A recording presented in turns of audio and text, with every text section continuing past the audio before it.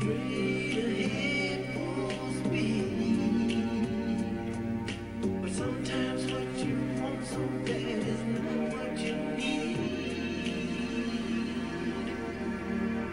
Be careful what you wish for. Some dreams you never come true. Be careful what you hope for. My hope was I would have you. But you came and you went, and my love was misspent. Now all I do is regret it. Got to be careful what you wish for, 'cause you just might get it. Fantasy, everybody is prone to fantasize. Yes, you and me was a dream I just had to realize. Till I had you, I could not rest. I thought you were the secret to my success. Be careful what you wish for. Some dreams should never come true. No, no. Be careful what you hope for. My hope was I would have you. But try as I might, I didn't handle it right. And success can destroy you if you let it. Got to be careful what you wish for, 'cause you just might get it.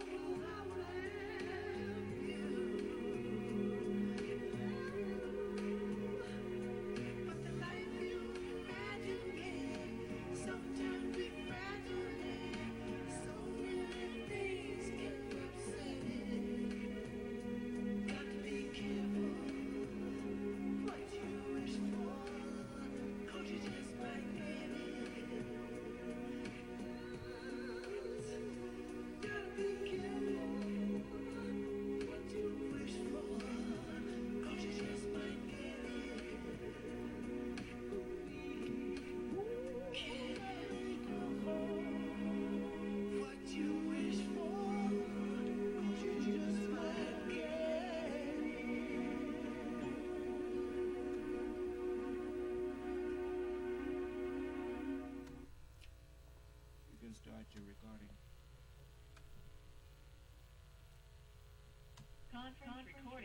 Pick up your copy of the Son of Man Speaks magazine today. With the Son of Man Speaks magazine, you'll receive automotive tips, wholesome recipes, financial advice, and most importantly, a true understanding of the Word of God. Get your copy of the Son of Man Speaks from these select locations. Sisters, Braid 2, 18070 Mount Ellie, the Shell Gas Station, 13110 West 7 Mile Road. To get a subscription, call 601-786-9788. That's 601-786-9788. The Son of Man Speaks magazine, dedicated to becoming free indeed.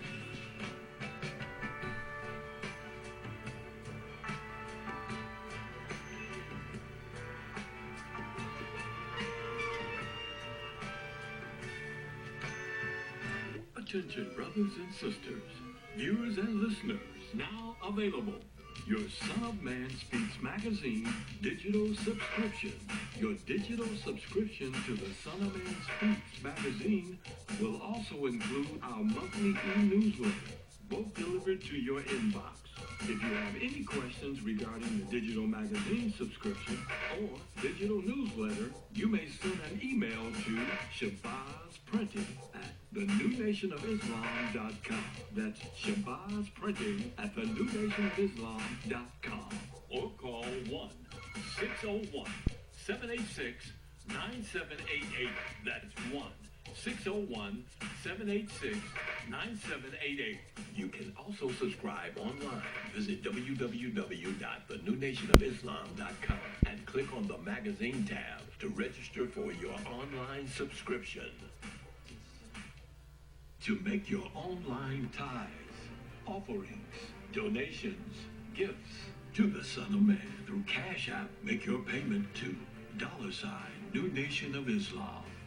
That's $New Nation of Islam.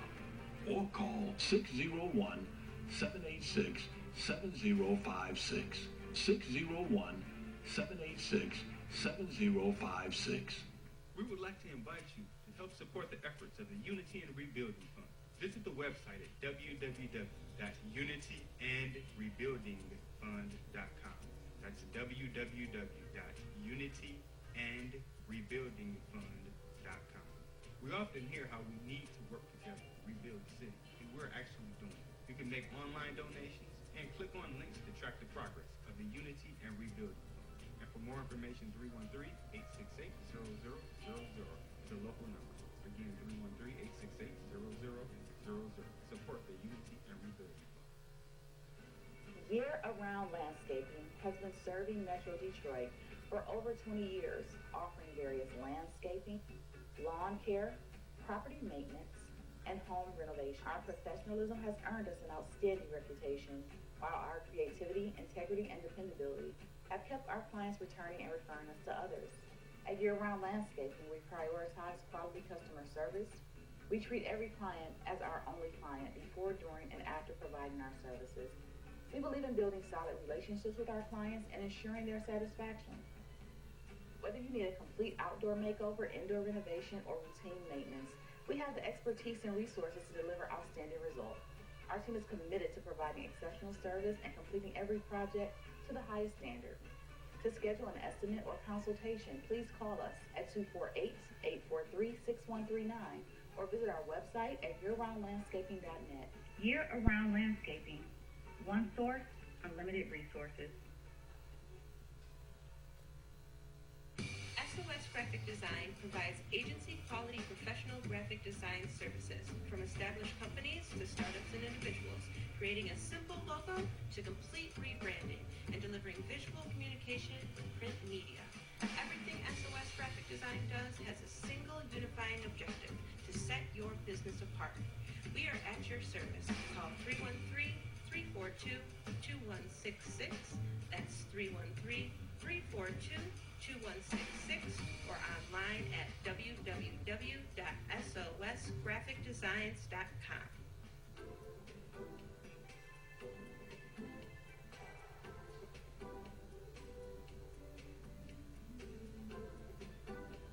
Are your clothes coming apart at the seams? Universal Seamstress and Tailoring has got you covered. At Universal Seamstress and Tailoring, we specialize in a wide variety of alterations and transformations to make and keep your clothes looking and fitting their best. From hem jobs to downsizing suits and dresses for a perfect fit to replacing zippers and buttons, Universal Seamstress and Tailoring is your one-stop shop for clothing maintenance. Also, do you have a logo for your clothes you'd like to wear? Universal Seamstress and Tailoring can put it there. That's right. At Universal Seamstress and Tailoring, we not only do alterations, but embroidery as well. Shirts, pants, coats, hats, even bags. If you can wear it, we can embroider it. So remember, whether it be alterations or embroidering you need, Universal Seamstress and Tailoring has got you covered. Universal Seamstress and Tailoring is located at 1404 Main Street, Fayette, Mississippi. Come and see us or give us a call at 601-786-0540.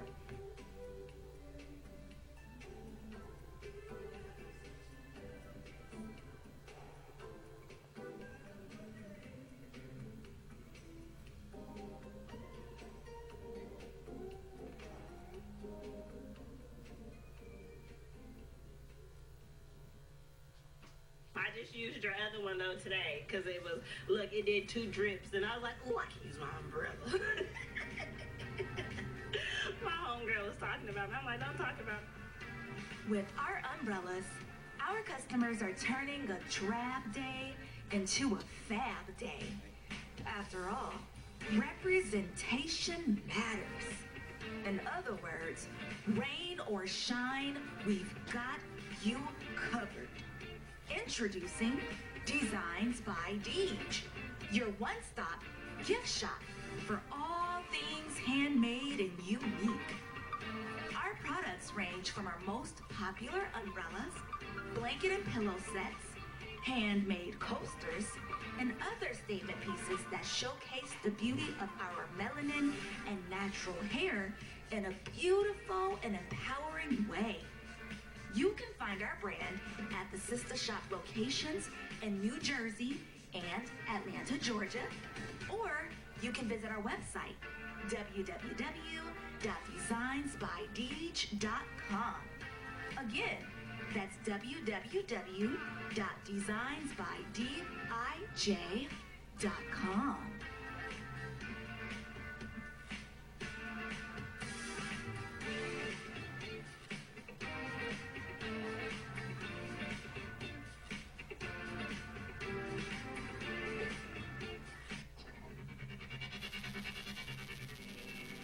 For Ely carpet, floor, and upholstery cleaning, call Supreme Steam Cleaning.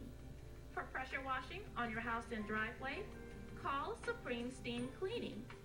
Flooding in your house or building, Supreme Steam Cleaning's got you covered with our emergency water extraction services. Transform the rooms in your home with floor installation, repairs, and more. Give us a call today at 601-720-5138. That's 601-720-5138. Visit our website, www.supremesteamclean.com, and follow us on social media at Supreme Steam Cleaning. When you need an elite team, call Supreme. For all facets of professional hair care and braiding, come to Sisters Braid 2, located at 18070 Mount Elliott in Detroit. We specialize in braiding and natural styles, knotless box braids, feed-in braids, scale twists for men, women, and children. We specialize in all facets of healthy hair. Try our natural oils to keep your hair healthy. 313-826-0498 or 248-372-1738. Out of the pocket. 7 seconds. 6 seconds. Murray, he's downfield. Oh man, the power's out again. You have reached Quality Construction and Engineering, your #1 emergency generator source. Power outages can be unpredictable, inconvenient, and disruptive to your life. With a backup generator, your life goes on uninterrupted with power when you need it. Not to mention the peace of mind of having your property suited to weather the storm. Whoever would have thought in Houston, Texas, that we would have an ice storm? It did happen. And that Sunday night when it came in, I got up and looked out the front door. Everything was pitch black. It was horrible. Something out of a novel or a science book that you had never seen before. Once the lights went out, my generator popped on. It ran 55 hours. The only one had lights. Get your backup generator installed with Quality Construction.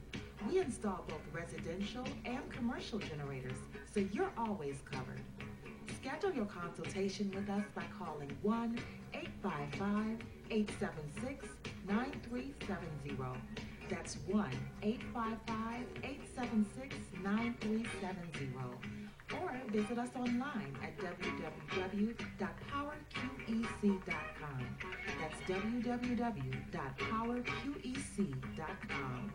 Financing is available with low monthly payments and 0% interest for 18 months. That was the best investment that we could have ever made. That's my backup, the generator.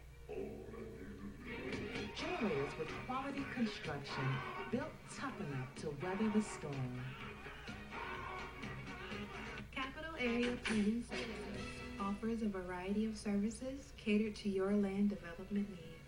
We offer landscape design, residential design, land planning, mapping and consulting services, and more. We have over 20 years of design and land planning experience. CAPS LLC offers services to developers, builders, architects, surveyors, contractors, government agencies, and private landowners. Feel free to contact us to find out which services are available in your area. You may reach us at 601-326-2966. That's 601-326-2966. You can also visit us on the web at www.capsllconline.com. Let us put on our thinking caps to serve your land development needs. The views and opinions expressed on the following show are not necessarily the views and opinions of WHPS, its affiliates, management, or sponsors.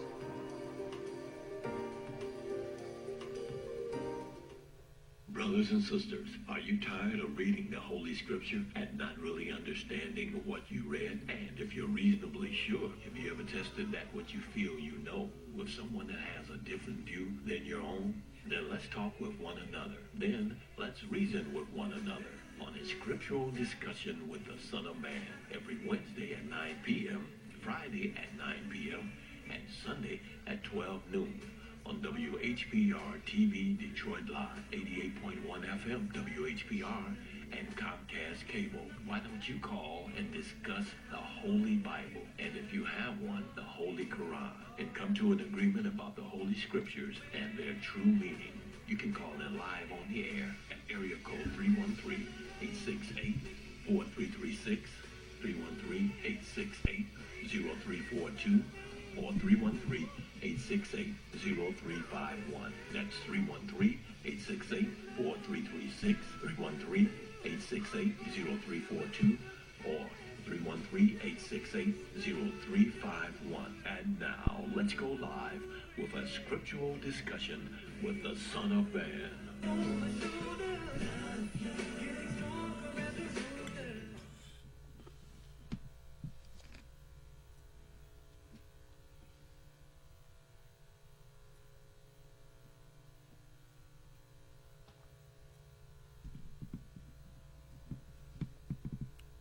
In the name of Allah, the Beneficent, the Most Merciful, the Truthful, and the Most Just, I greet you all once again who are hungry and thirsty for the true understanding of Allah's Word,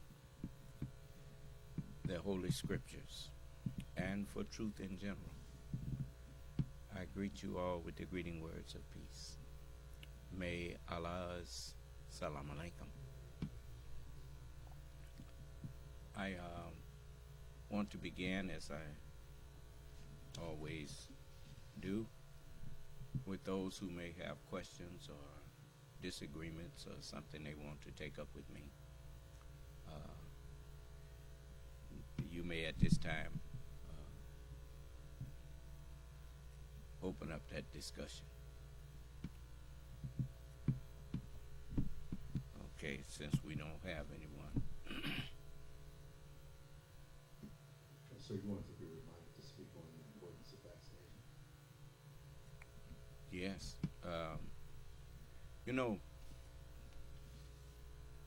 It's just like the 9th chapter of the Holy Quran is entitled the immunity. And the reason it's entitled the immunity is because it spiritually vaccinates us with the attributes and what to look for in what hypocrisy is, and so that way, if you it's not so much as given to you to judge others, it's given to you to keep yourself from being infected with hypocrisy and not know it. And so it describes what a hypocrite is. for example, it opens up. It says, just a moment.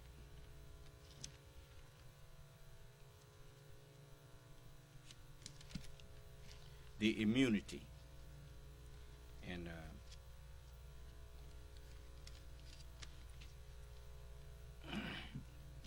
a declaration of immunity. A declaration of immunity from Allah and His Messenger to those of the idolaters with whom you made an agreement. So go about in the land for 4 months, and know that you cannot escape Allah, and that Allah will disgrace the disbelievers. And an announcement from Allah and His Messenger to the people on the day of the greater pilgrimage, that Allah is free from liability to the idolaters. And so, an idolater is someone who worships false gods, in other words, who worships lies. Since the word is God, false words are idol gods. Do you understand? And it says, and so is His Messenger, free from liability for you. Why? What did Allah say to me? Son of man, give them warning from me, and in so doing, you deliver your own soul from blame. Do you understand? And it says, so if you repent, it will be better for you. And if you turn away, then know that you will not escape Allah. And announce painful chastisement to those who disbelieve. Announce meaning warn them that that's going to cause you to have a painful chastisement for following falsehood. Remember, the messenger said it like this. He said, misunderstanding is the hell to man. Huh? So it says, except those of the idolaters with whom you made an agreement, then they have not failed you in anything, and have not backed up anyone against you, so fulfill their agreement to the end of their term. Surely Allah loves those who keep their duty. And your duty is to fear God and keep His commandments. And surely Allah loves those who fear Him and keep His commandments. And it says, so when the sacred months have passed, slay the idolaters, wherever you find them. Now that's where people get all messed up. The idolater is not flesh. The idolater is the mind that's in flesh. Flesh does not worship. Minds worship. Do you understand? And so, and take them captive, and besiege them, and lie in wait for them in every ambush. But if they repent and keep up prayer. Now, how can they repent if you physically killed them? Now you see what my understanding is far more accurate than anything you done heard coming out the mouth of all these people claiming to be Muslims. Huh? Okay. Now, so that's what those vaccinations, those vaccines do for you.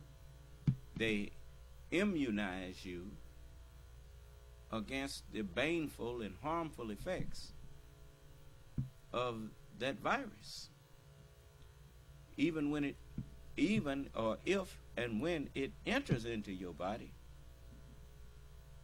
your immune system is better able to deal with it because of that vaccine. Do you understand?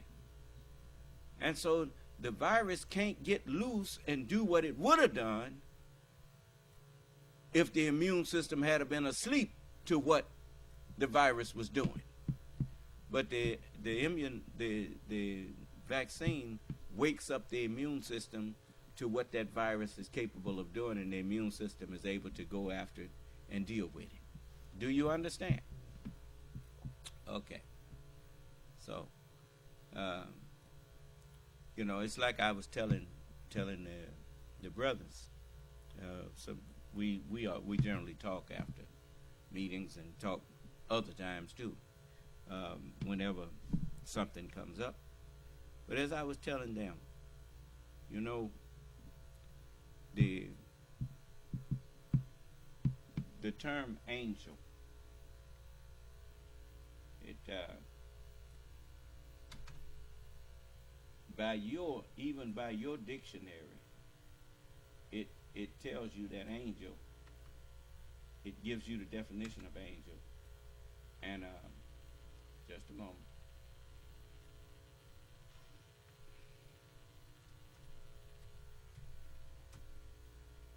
Angel.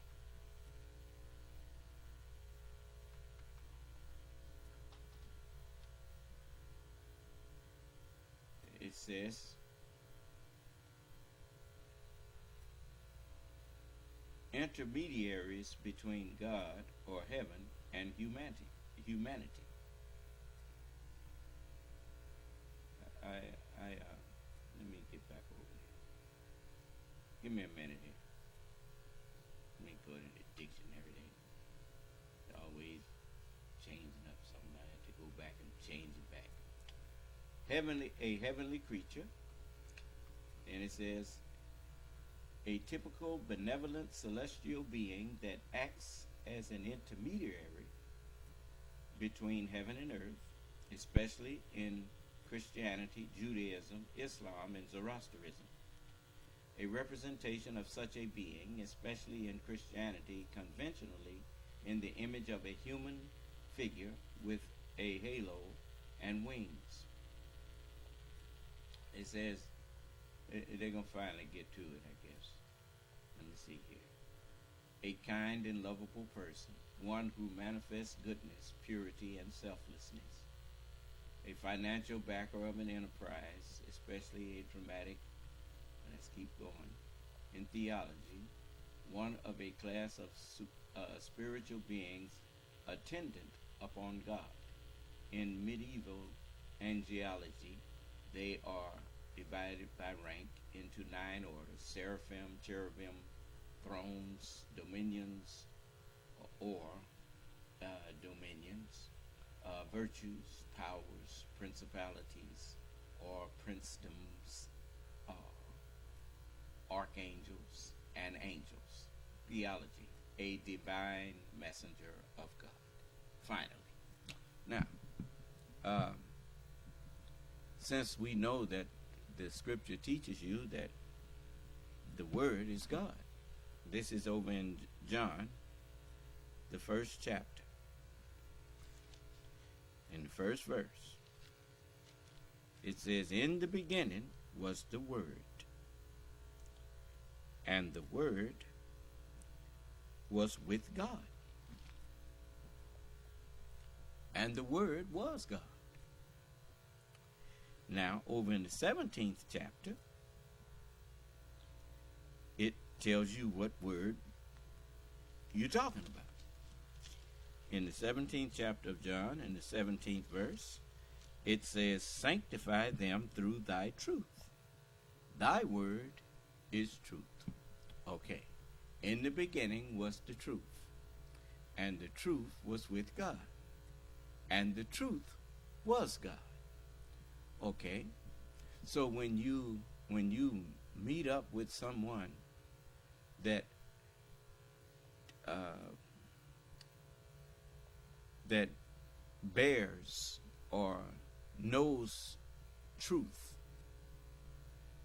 that will make a difference between you being perpendicular and parallel with the earth,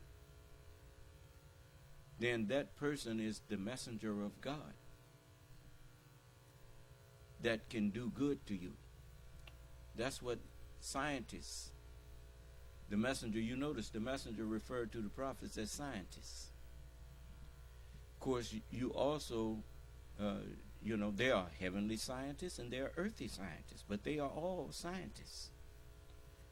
And this first scientist, the first man, Adam, he was made natural.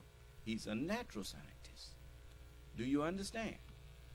But God made him that. And so that's why I said there are angels of different ranks. And so now when you look at the scientists of the CDC in this country, and then you have scientists in other countries that are equivalent to that. And but the scientists of the CDC, since they know things that I don't know, that if it hadn't been for them, we would have been dying around here.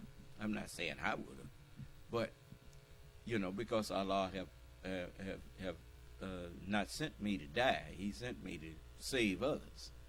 But we would have had a lot of people dying, and we wouldn't even know what they was dying from. But that's where the messengers of God came in, the scientists, the messengers of truth. They came in and told us there's a virus that's so small that 100 million of them can fit on the head of a pin, and they get inside of you and wreak havoc in your body. And they showed us a picture of what they look like, and they went to work studying that thing to see how they could combat its harmful effects. Notice, they knew they couldn't eradicate it, but that wasn't the point. They needed to find out how they could make it harmless. Do you understand? And so they kept working at it and kept working at it, and they came up with a way to make it not be able to do the harm that it was doing. And they called it a vaccine. And so,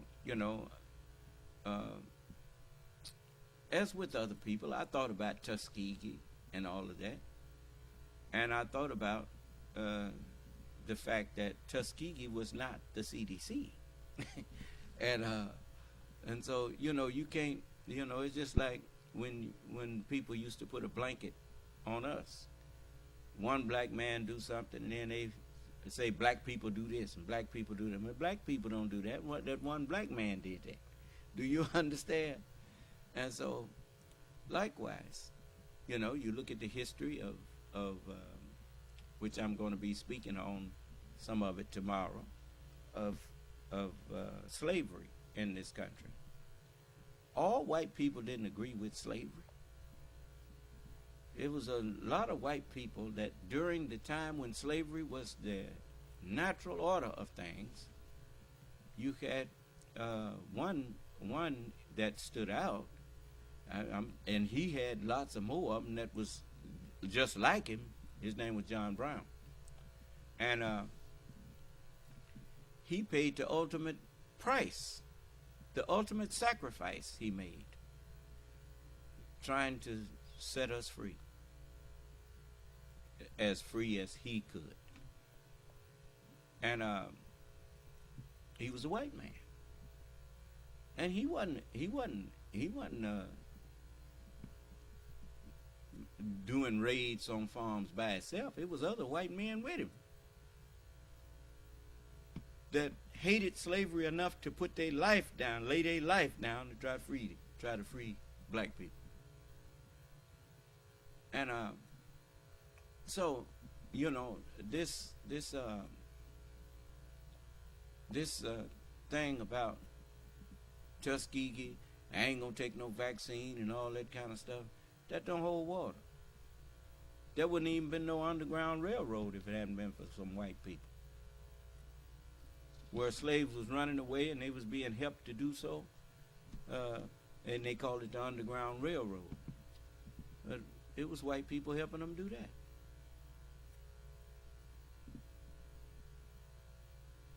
I mean, anytime you're afraid to speak up for someone who helped you because they are not popular, or because maybe they are from a people who is not popular, and you decide that if you speak up for them, people gonna hate you, you make it appear that you were not worth their sacrifice.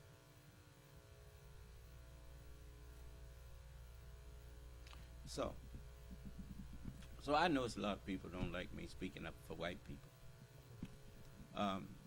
But that's on you. That ain't on me. I speak the truth about people. Just like I didn't condone it, and I hate it when white people get up and try to, as they say, stereotype us. Then I hate to stereotype them too. I don't believe in that. So anyway, the history of us here shows that there was bad and good among them. You understand? And you must, if you're going to condemn the bad, you must also acknowledge the good. If you're going to be a judge, I mean, there's a prosecution and there's a defense.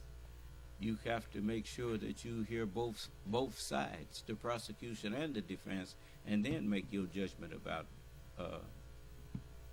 the whole situation.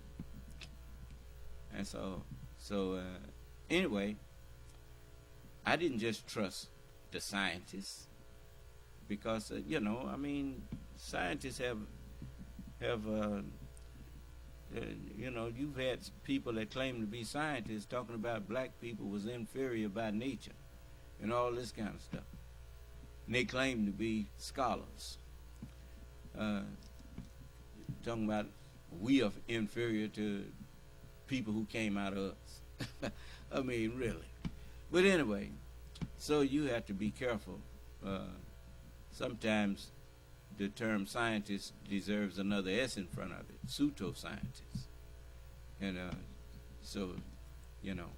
But anyway, the Word of God says in the 13th chapter of Romans, it says, let every soul, every human being, that's what souls are, human beings. You learn that when they tell you about the amount of people that was on a plane that crashed, and they said it had 240 souls on it. And the Bible says, and God breathed the breath of life into man, and man became a living soul. He didn't say he breathed the soul into man, and man stood up. He said man is a soul. And as long as you can take the breath of life in, the breath of the earth in, and use it, you are a living soul. When you can no longer take that oxygen in and utilize it to pump blood throughout your body and the life fluid throughout your body, then you are a dead soul when you can't do that. Do you understand? And so the 13th chapter of Romans, it says, let every human being be subject unto the higher powers. Now there, you notice the angels have ranks. Yeah, they're higher and lower. But when we say angel, we mean messengers of truth, messengers of God. People who bring you the truth about any particular subject matter. Then that person is bringing you the message from truth, and truth is God. Truth grants dominion to whoever got sense enough to hold on to the truth and submit to the truth. And so the Dr. Fauci and all of the scientists in the CDC, they told us that vaccine should be taken. So I submitted to the higher powers. Well, I couldn't stand up here and tell you don't take the vaccine, because you might ask me why not. And then what I'm supposed to say? I didn't know that I didn't even know that virus existed. They told us it existed. You say, well, they could have been lying. Well, what was these people dying from that was dying? And one person in particular that I knew and was dear to me called me, and it wasn't a thing I could do for her. And she told me she was afraid, and she was, I could tell she was laboring to breathe then. And all I could tell her was just trust in Allah, and whatever Allah wants to happen, that's what's going to happen. Nothing happens to us without Allah's permission. I hated to have to say that to her. Because, the die was already cast, it seemed, that she was going to pass away. But it was nothing I could do for her. But there was something on the horizon. I don't think the vaccine existed at that time. But when the vaccine came out, I remembered even that story about the four-wheeler, the motorboat, and the helicopter. But the main thing I remembered was Romans, the 13th chapter.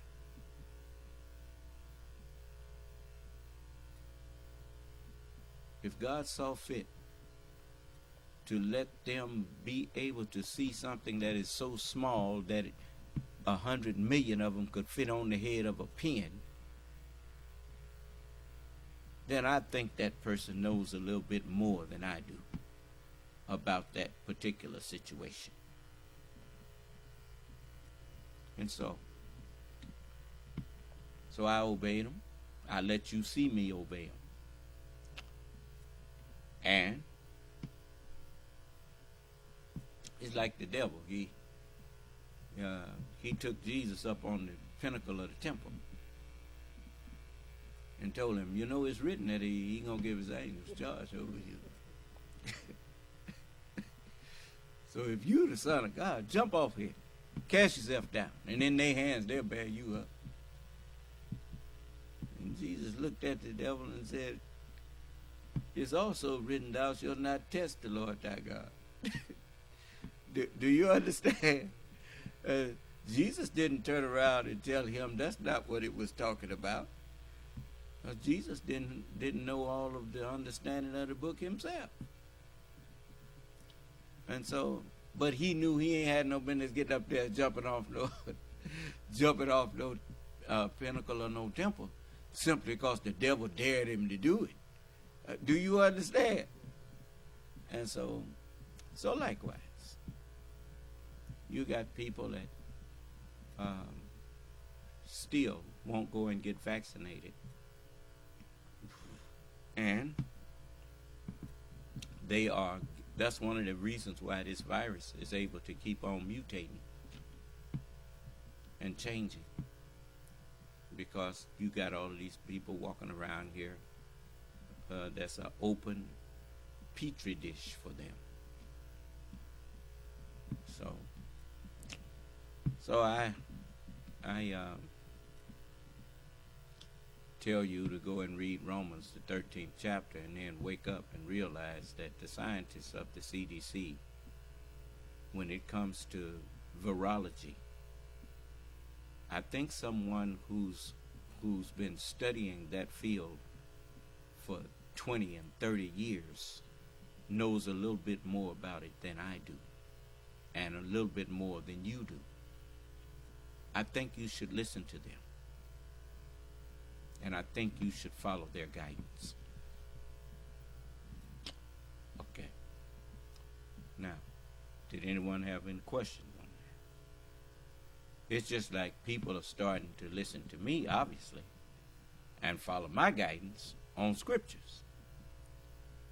I mean, I've been doing this for 50-something years.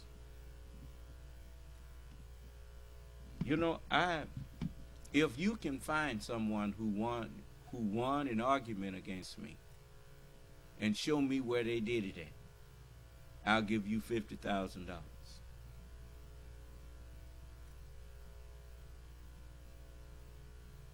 Show me where anybody won an argument against me about the scriptures.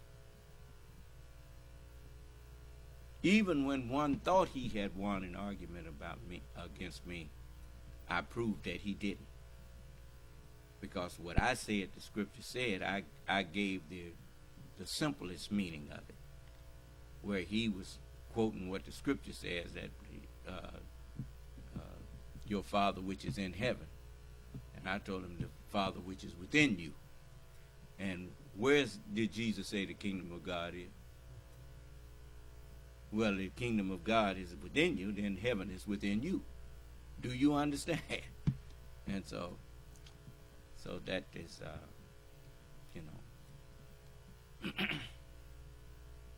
but I want to show you something here. Just give me a minute. And now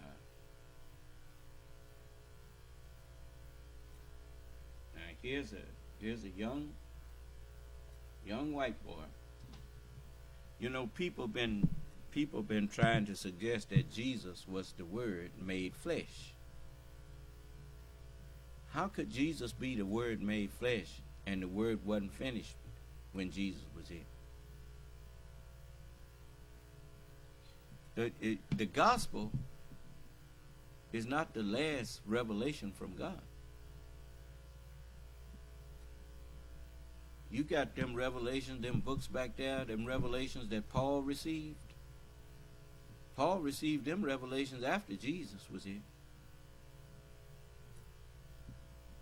Then you also had the revelation of John, the divine, and his revelation came after the gospel. And then a whole another book came after the gospel called Holy Quran.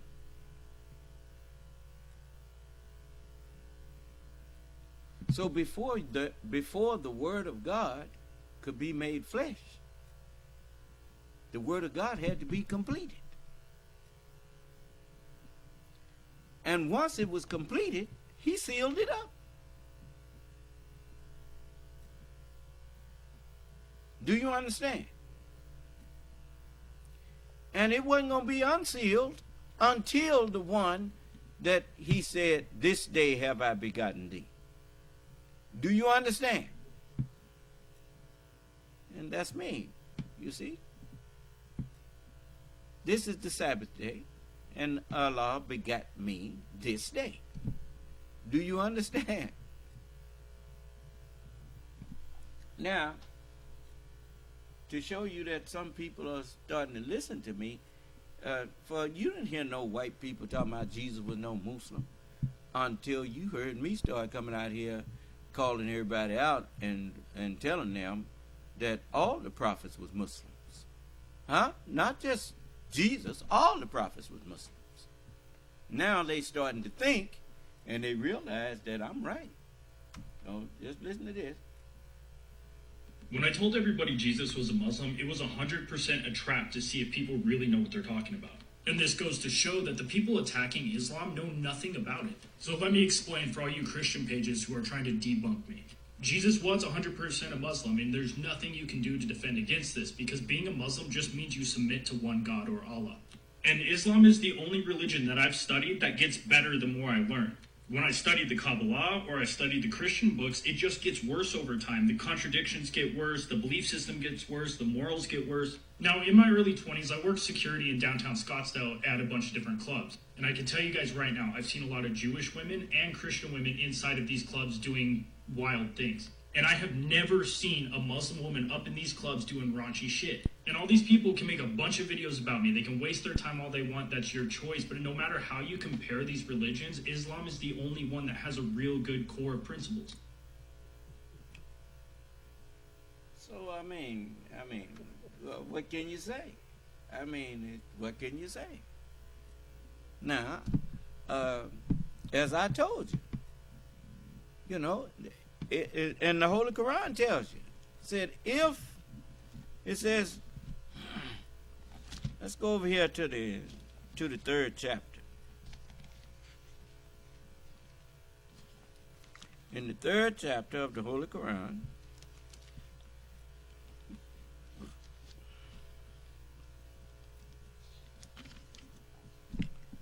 this is the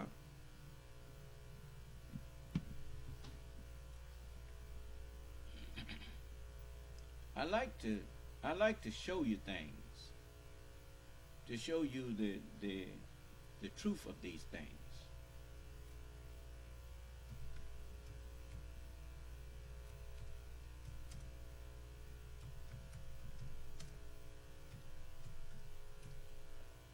Let's see.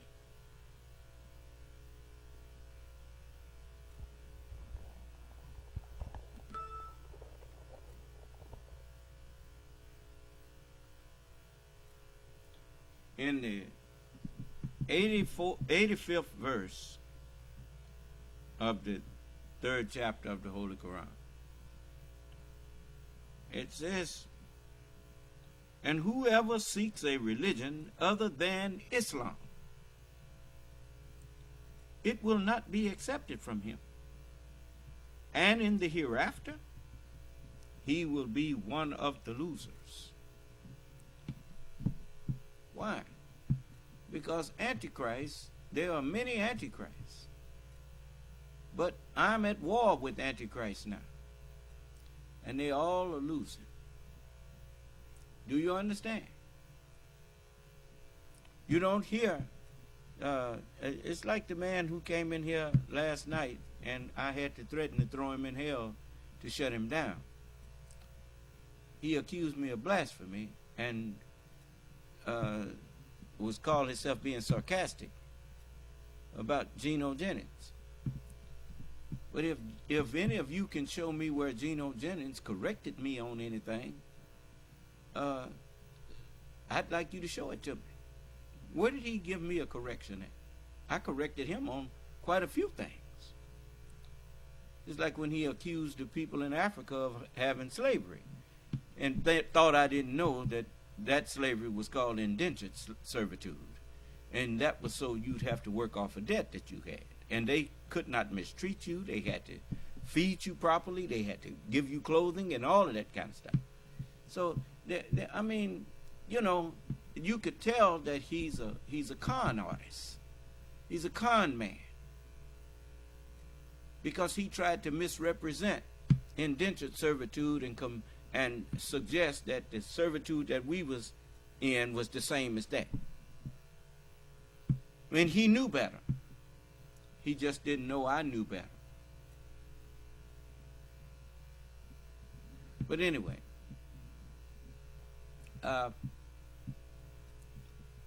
people like that, they deserve hell.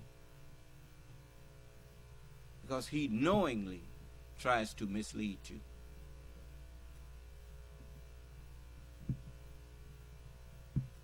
You know, I took his innocence away when he saw me explaining scriptures that he didn't know what they was talking about. And instead of him being happy, he got angry. It upset him. You see?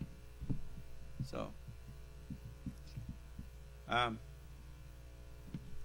was looking at Ari Melba today, and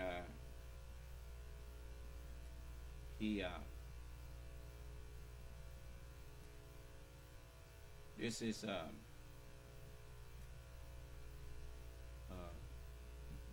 was some of the news from today. Donald Trump's federal coup trial is back on. That is because this court, as mentioned, is ruling against defendant Trump today. They're green-lighting the trial sought by special counsel Jack Smith. This ruling sets a historic precedent for holding a former president accountable. We have special coverage for you tonight that we've been working on all day since this broke early on the East Coast today. We're going to go through it with you. We start with the basics. You don't need to be a lawyer or a constitutional scholar to understand this. The ruling rejects Donald Trump's very far-fetched arguments that his job history as president should mean that he could never be arrested, indicted, or tried for anything related to his time in office. Trump's lawyers had argued that he should basically retain a kind of a permanent immunity from the fact that he used to be president. Well, the court is rejecting that today. And we're going to begin, like I said, with the clarity of this single spare sentence. Quote, "For the purpose of this criminal case, former President Trump has become Citizen Trump." That's it. If you don't want to read the whole thing, and we're going to give you more context, but that's the ruling right there. That term, Citizen Trump, is this high court saying that this individual is subject to prosecution and a trial and possible incarceration like any other citizen. That is the top line. That is the key. Now, let me add a little bit to that. In order to be President of the United States, you have to first be a citizen of the United States. And a non-citizen cannot be president. So the mere fact you was president tells you that you are a citizen of the United States. Do you understand? And if that be the case, the Constitution has authority over you as long as you are in this jurisdiction of this country. And even when you leave this country, other countries have to respect the fact that you are a citizen of the United States. And if they got a problem with you out there, then they should inform your country, and the right thing to do would be to send you home. Do you understand? So, that is a civilized way of dealing with things, dealing with people. That depending on what type of offense they committed against your laws in your country, you should not be their judge. Because I'm going to tell you something. When you let people come into when you allow people to come into your borders, the intelligent thing would be to let them know what do's and don'ts are allowed within your borders. Do you understand? So that they don't appear uncivilized by their deeds and actions. That's one of the reasons that George Washington had a good idea when he said that he hoped that all nations would adopt the United States Constitution as their own. Because that way, when you go to any country, it would be never like leaving home. Do you understand? But anyway, that's for peaceful coexistence. These people don't want no peace. They just want to be conquerors, And even after they done conquered something, they like a dog. You remember the Joker on Batman, where he said, "I'm a dog chasing a car. Wouldn't know what to do with it if you caught it." I said, boy, he sure they dropping all this truth out here, and people ain't paying it no attention. But anyway, this was a good thing. The court told him, you don't get no free pass to start violating the laws of the country just because you was president. When you was president, you were supposed to be upholding and enforcing the Constitution. And you come in here talking about you should not be charged with anything since you was president. That's crazy. But that's what he did. But I told you that I cast him into hell. You heard me when I did it. And hell is misunderstanding. You see, that's in the book. It's not something that I just made up. Just in the book of Romans, it says, as they did not like to retain truth in their knowledge, the truth, Allah gave them over to a reprobate mind to do those things that's not in their best interest. It said to do those things that are not convenient. when it's not convenient for you, it's not in your best interest. Do you understand? So, listen. This is a devastating loss to a defendant, Donald Trump, who had hoped to either establish some new get-out-of-jail-free card for long-term permanent immunity or to use this to delay the case indefinitely. Here's how the historic news broke today. That D.C. appeals court that had taken up this issue of presidential immunity, the court has denied Trump's argument. This is a big win for special counsel Jack Smith and clearly a setback for former President Donald Trump. The Trump team has already indicated that they intend to appeal this decision to the U.S. Supreme Court. This is also about timing. We know former President Trump and his legal team, they are trying to do anything they can to delay. And Trump's legal team has one move left in this case, and they say they're going to try it. They are going to ask the Supreme Court to review today's big ruling. And that could delay any trial of Donald Trump if the Supreme Court takes the case. But the Supreme Court could also simply decline that request, letting this ruling stand. The Supreme Court denying far-fetched Trump legal appeals is not a new thing, even though he has appointed 3 justices to the current court. That's how the court, remember, handled many Trump appeals in the related period after his November 2020 loss. This high court never heard, let alone overturned, the appeals court rulings against Trump's election theories and complaints about his loss. I say that by way of background. The court could also decide that this is a big legal question about a former president, and they could hear this case as a way to review. Now, today's ruling is legally solid. It was unanimous, 3 judges siding with Jack Smith. And the D.C. Circuit is considered the key court of appeals in the nation with an expertise on government issues. The new ruling discusses how Trump faces the evidence and allegations of waging an unprecedented assault on the structure of our government. And the court discussed the evidence that Donald Trump stands accused of injecting himself into a process in which the president has no role, the counting and certifying of the Electoral College votes, undermining constitutionally established procedures. So, if your argument is, hey, I was just presidenting, and in fact you're doing something where you have no role, because the presidency, as powerful as it is a government role. We've been at this for a long time in this country, so there are limits that have already been established. For example, if a president storms the Capitol and says he wants to vote and insists on voting in Congress, that's not part of the presidential role. That may sound far-fetched, except when you remember that a bunch of the president's supporters did storm the Capitol, and then according to evidence and under oath testimony on January 6th in the hearings, he wanted to go physically storm as well.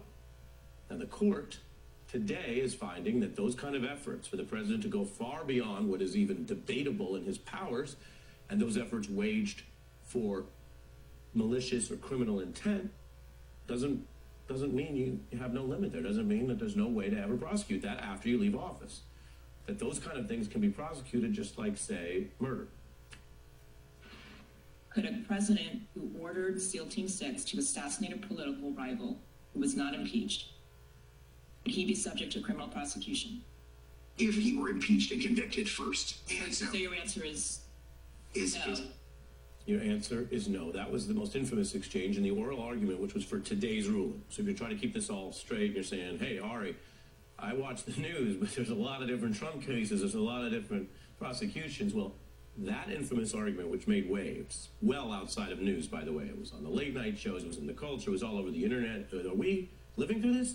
That moment was from this case, a Trump lawyer promoting the violent, lawless theory of presidential power there. Well, today the news is that this ruling answers that exchange. The court ruling against Trump and noting that his stance would collapse our very system of separated powers by placing the president beyond the reach of all 3 branches. That is court speak for we don't have a dictatorship. We have separate, co-equal branches of government. And the court notes that the Trump alternative theory would be Congress could not legislate, the executive could not prosecute, and the judiciary could not review. Again, that is the description of a quasi-dictatorship. Now, Jack Smith's win today reinforces accountability, not only for citizen Trump, as the court called him, but for any president who might try to abuse powers against democracy or public safety. The court flatly noting we cannot accept the office of the presidency places its former occupants And you know, the argument that he's making is ludicrous because Joe Biden is president currently.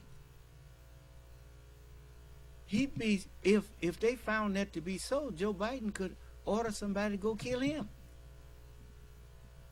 with impunity. Why you think I played this? Be careful what you wish for. You just might get it. I mean, do you really want presidents to have the unlimited power to mistreat or break laws whenever they feel like it? You really want a president that can go out and shoot somebody with impunity? Huh? But remember, Donald Trump did say he could do that with his supporters. And he is certain things he left out saying that Howard Stern, he already told you. He said the people who love Donald the most are the ones that Donald hate the most. Do you understand? So when he said that I could go out and shoot somebody on Fifth Avenue and wouldn't lose any support, what he was saying was, the people who support me are so stupid that I could go out there and shoot somebody on Fifth Avenue and wouldn't lose none of their support. So, why should I feel anything about anything that I do to bring such a country like this down? If they were stupid enough if they that stupid, they don't deserve to have this country. Do you understand? They've already lost it. Because they've walked away from their fathers and mothers who gave them this.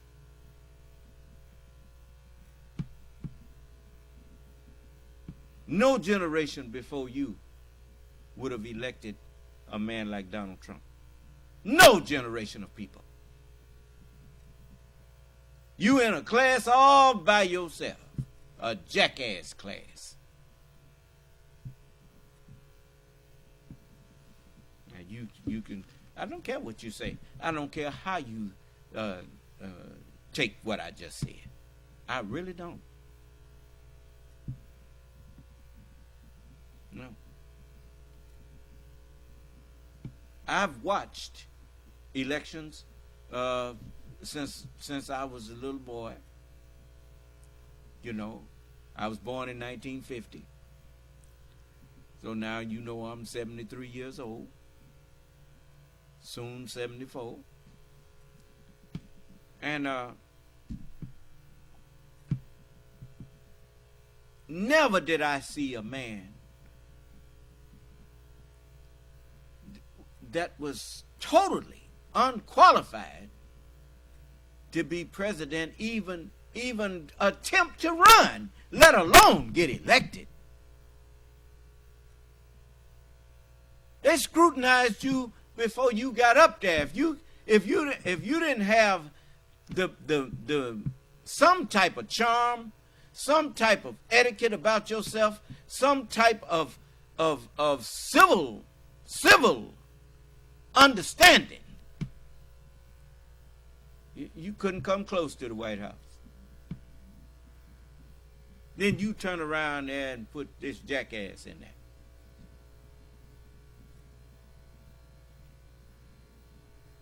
Talking about anything is better than a woman. You're out of your damn mind.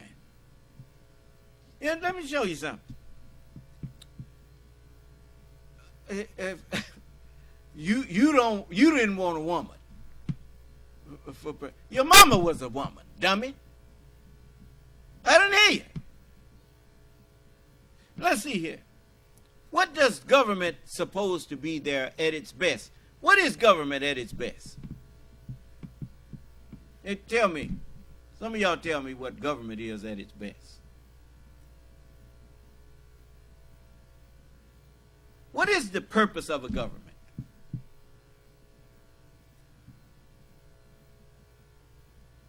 See, you elected people into government, and you don't even know what the purpose of the government is. Now, then how do you know who to put in there?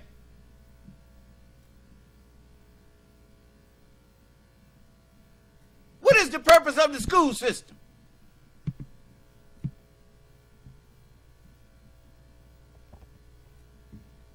Educate the students to handle it. I mean, duh. I mean, I wanted something more than that, man. I mean, come on. I mean,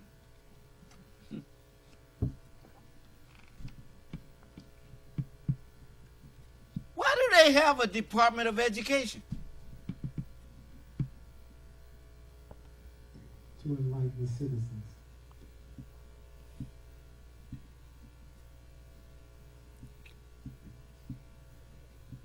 To regulate. To what? To regulate. To regulate the education. Why do they have a Department of Agriculture?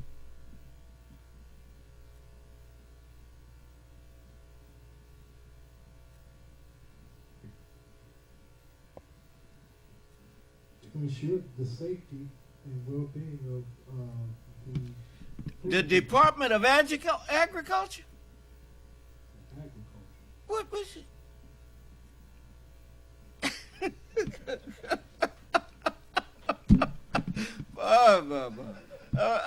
All right, I'm through with it. I'm through with it. It is everything, the education, the Department of Education, the Department of Agriculture, all of those things is for one purpose: to help the American people and promote their welfare. The knowledge that is taught in the school system is taught to help perpetuate the way of life of the American people. The industry, I'm sure, now I ain't been behind closed doors with them, but I'm sure that when they choosing curriculums, they get input from the industrial complex of this country. What do you need? What are we going to need? Because what is the point of producing what you call technology if the knowledge of the people that's coming out of school, if they coming out of school with no knowledge of the technology that you are producing? You got to match the technology with the people who you want to be in the workforce. Do you understand? So the school system is there to help. Now, you notice, you call your school system, the schools is always called she. Because the she is the womb out of which humanity comes. The woman has the greatest job of all. She brings forth the increase of the nation. Do you understand? And to have a low opinion of the woman is to have a low opinion of yourself.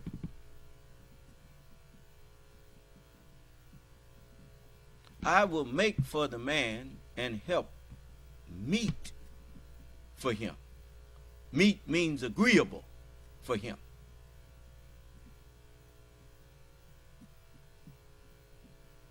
Even when you saw Miss Clinton going through some changes because of that Monica Lewinsky thing or whatnot, she kept her cool, she kept her composure, and she didn't make it worse.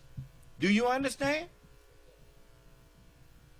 And she always conducted herself as First Lady with charm and with dignity. And when she was Secretary of State, she did a good job on that. You didn't hear no crazy stuff about her messing that up. And even when them crooks in the Tea Party, calling themselves Republicans, was up there, called themselves getting on her about what happened over there with the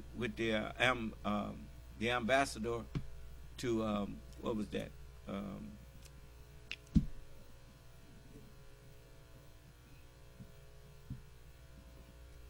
Was it Libya? Benghazi, yes. Okay. And they did all that hoorah and going on, and then came up with she wasn't guilty of anything. Do you understand? And so she was an impressive senator. She was an impressive First Lady. She was an impressive Secretary of State. And then you get her against a man whose only credentials was that he was a known con artist, a known liar. And because this Hillary Clinton was a woman, you decide that she wasn't qualified to be president.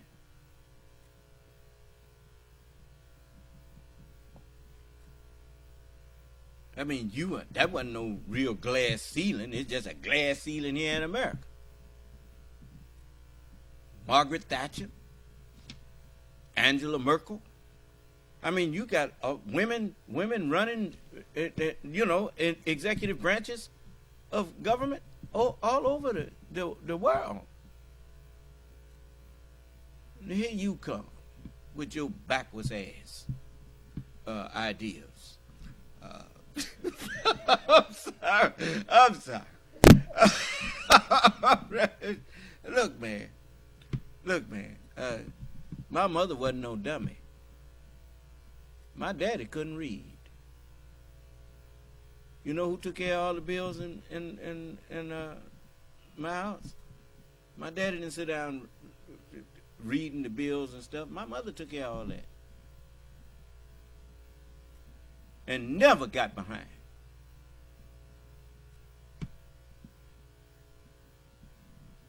And whatever, and at the same time, she never disrespected her husband.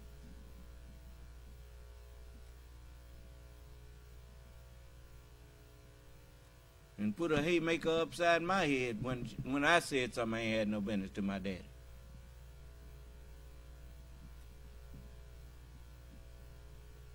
The lick didn't hurt, but the look she gave me sure did. I was stupid enough to think she was going to be on my side.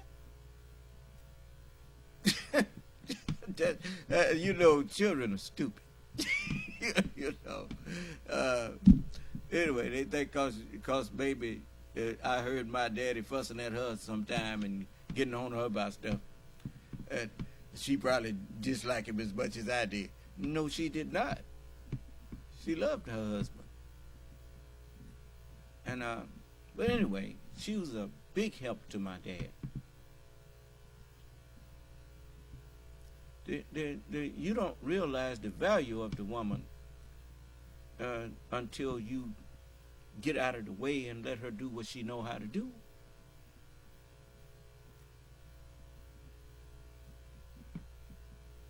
You don't know the value of any person if you stifle their growth and development. You don't know what they have in them that Allah done put in them that would have helped you if you hadn't killed them.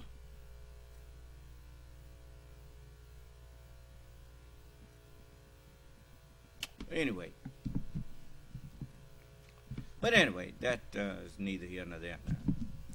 I just, you you can look back at history and remind yourself not to make that same mistake again.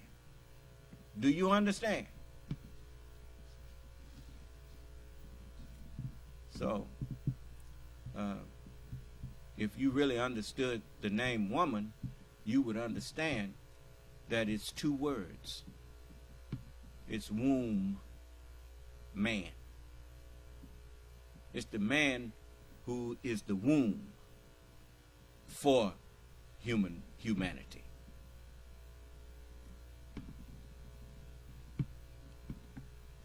Why you think the book says honor your father and your mother?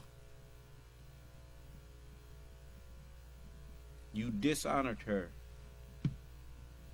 You ignored all of her qualifications, and you put a totally unqualified, untested man in that august office, and you got what you deserved.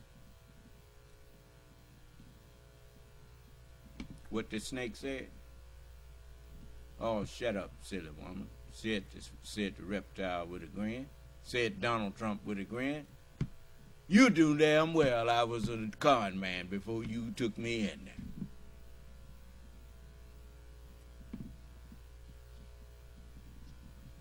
Mexico gonna pay for the wall. Yeah?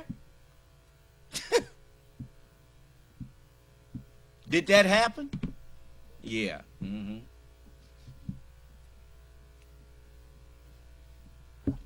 I'm gonna take all your health care away.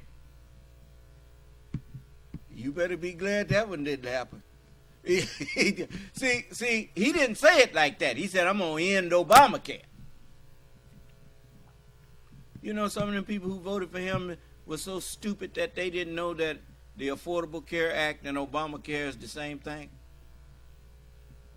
You saw it on the news. And for you to be white in America and be that stupid, you are a sorry individual. Because the only reason you that stupid is because you chose to be. You chose to ignore education. You chose to ignore. It's just like these stupid people that's walking around here choosing to not get vaccinated for a virus that's so deadly that it's done killed over 1 million people in this country.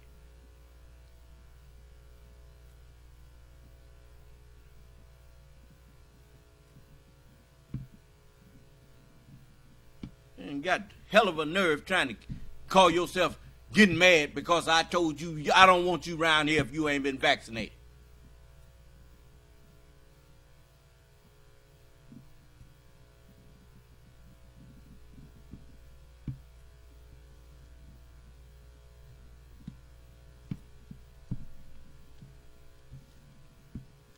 And I'm warning you, don't come around us if you're not vaccinated. Because if I find out that you endangering us like that, if you'll see a side of me you wish you had never seen.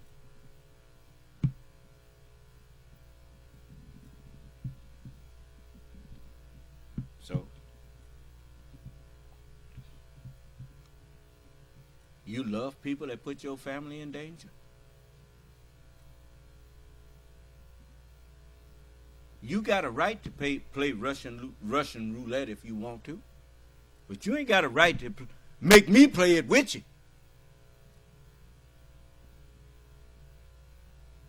Now you just stay on over there in your little dark world and in your little dark corner. That's the one thing about the earth. This is the Garden of Eden, eternal day and eternal night. So you stay on over there in the dark side if you want. Just every time the light is coming your way, run on back into the dark. That's what Moses' people did. When he went in there, Moses, when he went into the cave to civilize the devil, white man, he took a musical instrument with him.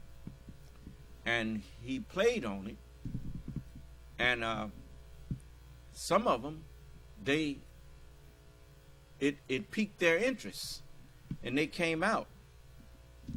And that's where the term music hath charms to soothe the savage beast. Well, anyway, but some, it frightened them, and they ran deeper into the cave. Do you understand? Okay. Well, so it is today. You know, that's like the earth. The earth is always light on one side and dark on the other. That's it. The side that's facing the sun is always light, and the side that's away from the sun is always dark. So to remedy that, it turns. That way, every part of the earth, if you sit still on it, every part of the earth comes in the light and out of the light. Do you understand? So that's a mighty wise God did that.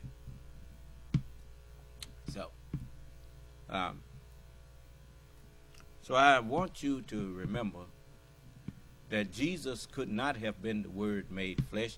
See, you know, the devil told them that the Word got over Mary and put a baby in her. And they went for that. That's what they've been telling people. Of course, now, the Word don't get over nobody and they become a doctor. The Word don't get over no woman and she produce a baby. And that's a baby doctor over there. That's a baby lawyer over there. That's baby. No. It don't work like that. You have to be born again. Do you understand? And except a man be born of water and of the Spirit. Huh? He can't see the kingdom. You can't see no kingdom if you have not been born of the Spirit. Whether it's the kingdom of mathematics, the kingdom of any of the sciences, the kingdom of anything, you can't see none of that unless your mind has been reborn into that knowledge. Do you understand? So, it's time that everybody wake up. And that's what I'm here for. You know, the sun wakes everybody up. You don't make no difference how dark your room is. When the sun up, it's some kind of way you just, even if you don't see the light, you feel the heat. It's you got to wake up. So, you know, I'm here to wake up everybody. And that's why the first thing I had to do was reprove that the Honorable Elijah Muhammad taught you the truth. And that's what he told you, that I would come. He said Allah's not going to let you get away with bowing to some other God. No, He's going to force you to bow to Him. He said, I don't care what you believe in. You could believe in Buddha. He said, but Allah's going to come and He's going to make you bow to Him. See how I'm making y'all bow to me? And He told you that that's what I would do. And as when I say bow, I mean, you know, when you say things and people can argue with you, they're not bowing to you. But when you say things and can't nobody argue with you, then they are bowing to you. Do you understand? There you go. So, and as I live, saith the Lord, every knee shall bow before me, and every tongue shall confess unto the God, to the truth that I speak. God is the truth. The Word is God. Do you understand? Because the Word is the grantor of dominion. When you give, as I tell you who are CEOs and people who are foremen, those who are in charge of others, one of the things that makes that shows your qualification to be in charge is how well you can delegate authority. Because if you send the wrong person to do a job, it's not that person's fault. It's your fault. You should have known whether they could do that job before you sent them out there.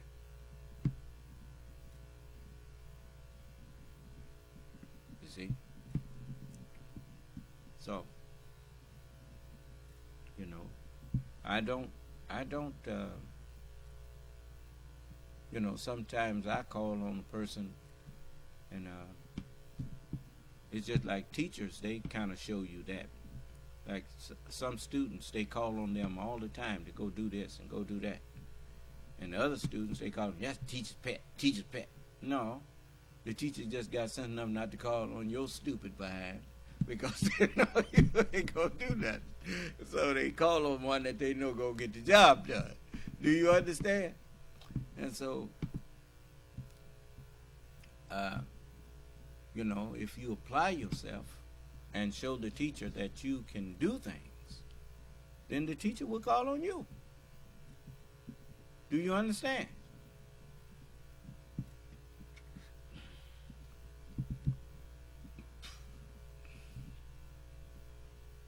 You always want the most qualified person to do the job. See, that's what a lot of people don't understand.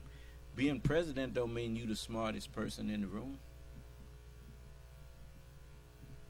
Oftentimes presidents are not the smartest, but they oftentimes are the wisest.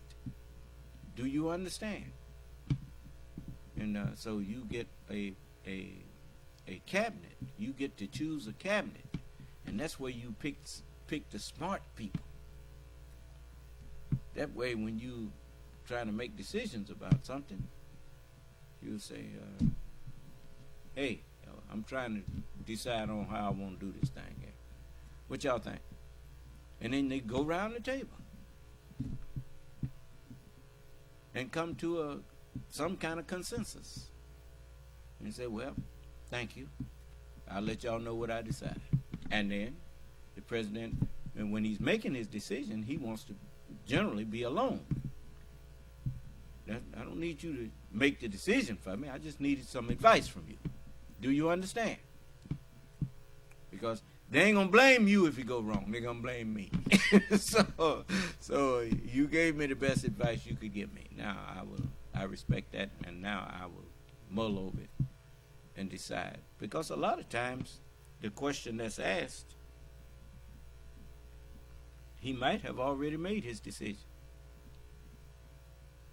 He's double checking to see who may have agreed with his decision anyway. Do you understand? And so it's plenty of reasons why you do that. So, but anyway, because sometimes he changed his mind because he was going to do something, and then they showed, somebody pointed out something that he hadn't taken into consideration. And they said, yeah, sure glad I got this input from y'all. So, you know, it's always good to have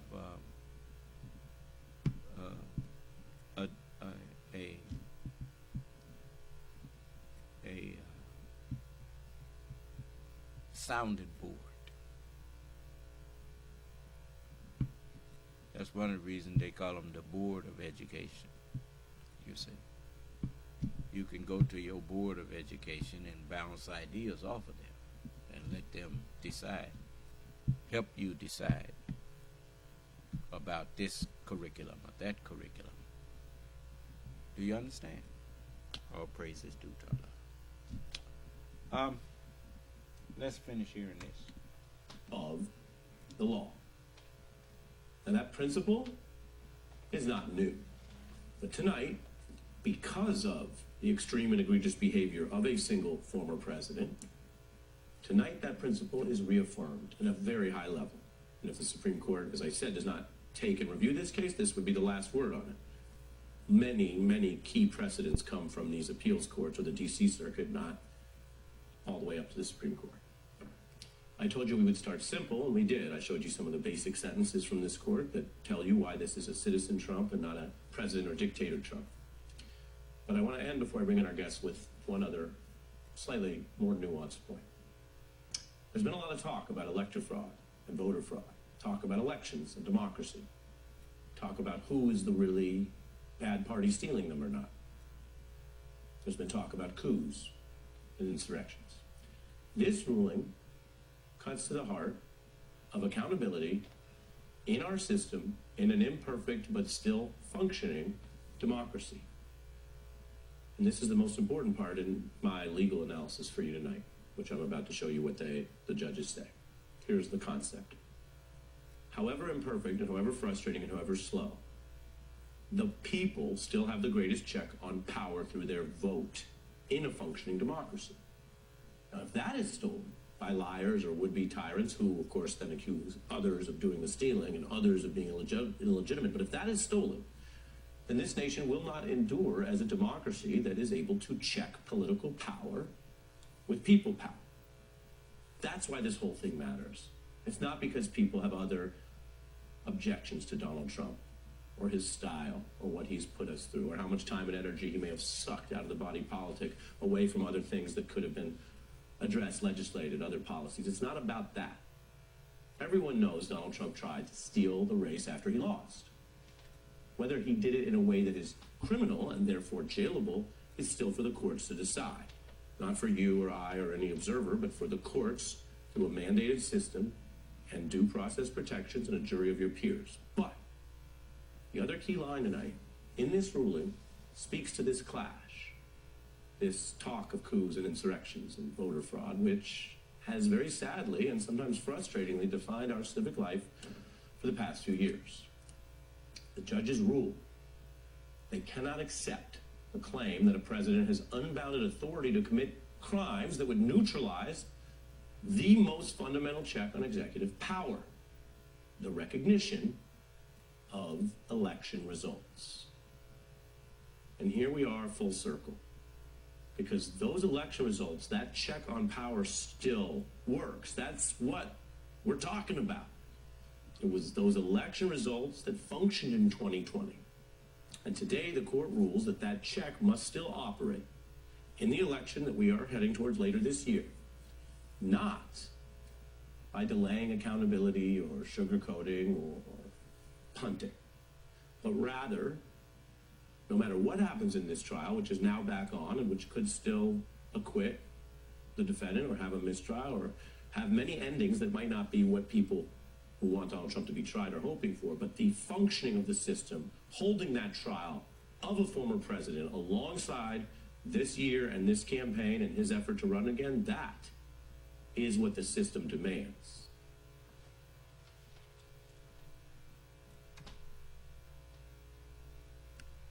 Now, I want to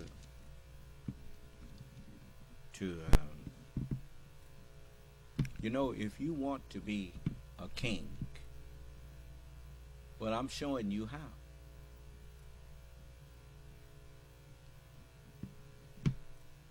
What do you mean you showing us how? The only king that is justified to be king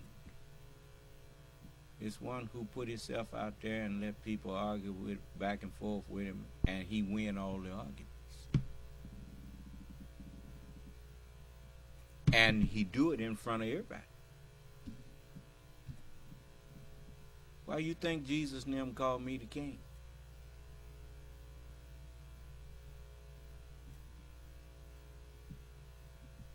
You see, the in political science, when they're teaching you about the best form of government, they say the best form of government is the benevolent dictatorship.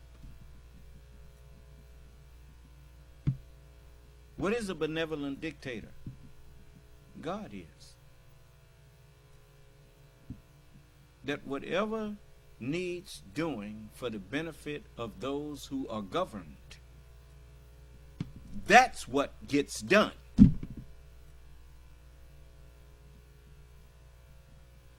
I was listening to President Biden, and he was boasting that he is the most pro union president that there has ever been.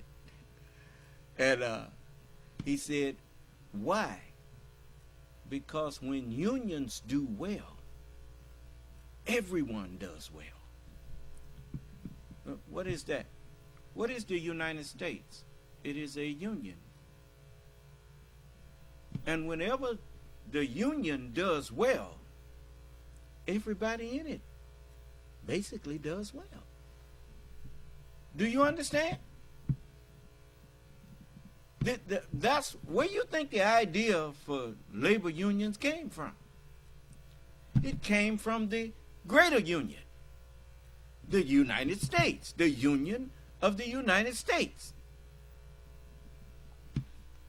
When they, when you have, I think one of the major reasons that the Soviet Union failed was because they had the right term, union, but it was not truly a union. Because those who were handling the wealth of the nation, they lived well, while the people that were in part of the union were not living so well. They were stuck in, it was classes and castes, from what I could gather. That's not the way people were designed. Whenever you put a ceiling on how high people can rise, it's kind of like putting water in a hot water heater without a pop-off valve, and just letting it keep on, and no thermostat or nothing. Just put it in there and hope that people keep using the hot water so it don't never overheat. But eventually it's going to overheat. And instead of a hot water heater, now you got a hot water bomb there. And it's the same with people when they don't have any hope of rising beyond their current status. And when they don't have any hope of rising beyond their current status, then they eventually going to blow up at you. Do you understand? Somebody going to say, I remember this song said, give me that old time religion. It was good enough for my mama, and so it's good enough for me. No, what was good enough for my mama ain't good enough for me. Do you understand? Because I see something better that I'm being held back from even attempting to go and try to gain. I can't stomach that. You see, so the best form of government is a benevolent dictator who will help the lowest reach his fullest potential. What do you want to do? What do you want to be? That's what the Prophet Muhammad said, that the least believer in the hereafter in paradise, Allah will ask them, what do you desire? Do you desire as much land as any king ever had? And he said, yes, my Lord, yes. He said, well, you may have that, and you may have that, and 5 times more. He said, does that satisfy you? And he said, my Lord, yes. He said, well, you may have 10 times more. And that's benevolent. That's a benevolent one, you see. It's just like I told you, when I was growing up, I used to look at this series called The Millionaire. And this man was, I don't think it ever showed his face, but it showed his butler. And he would call him in, and he would hand him a check for $1 million. And he would say to the butler, he said, our next millionaire. And then he'd go out and knock on somebody's door, and when they answered, he would get their name and everything, and he would say, I have a cashier's check here for you for $1 million. And they said, for what? For what? He said, well, you know, it's for you. And but I used to wish that I could be the one giving that to people. And, you know, strange thing for a little boy to be wishing, but that's what, you know, but that's what I used to wish I could be giving people stuff. And I didn't wish for the million for me. I wished I could give it to people. But anyway, it, you know, then I grew up and discovered that I'm the Lord. So, well, that's why I didn't wish it for me. so all praises due to Allah. But a lot of what I have learned, I want everybody to listen to me. Look at the United States. Take a good look at the United States, historically up to now.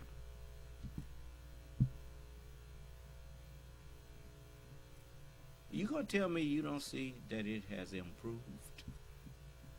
That it has been a steady moving from left to right?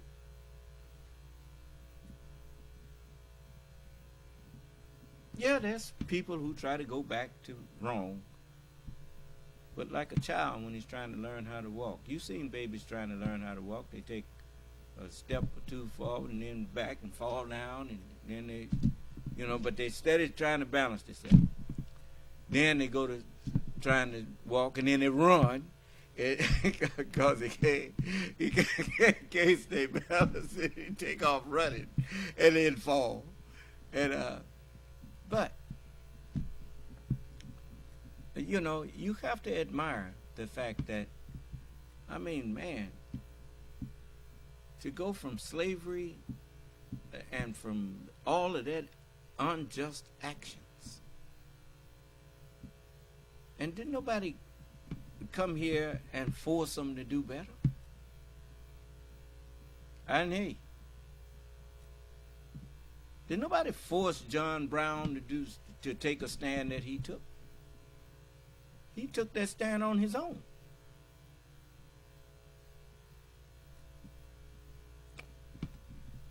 So, you know, I mean,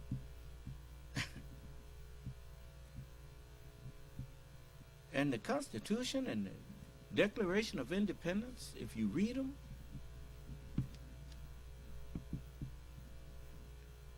you have to see the hand of God in there.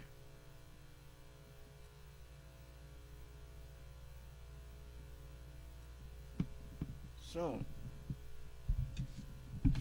I can't ignore what I see. I can't ignore what I know.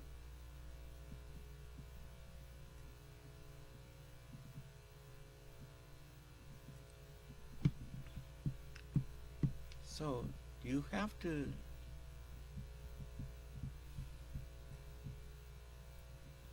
all of us that grew up in this country, whether you care to admit it or not, your basic idea of right and wrong you got growing up in this country here. Just tell the truth. And a lot of the things about right and wrong you learn from experience.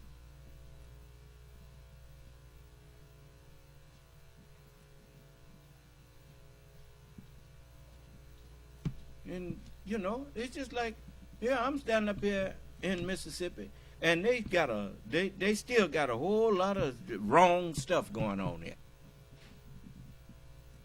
But it's a lot of stuff that's right here, too. Old habits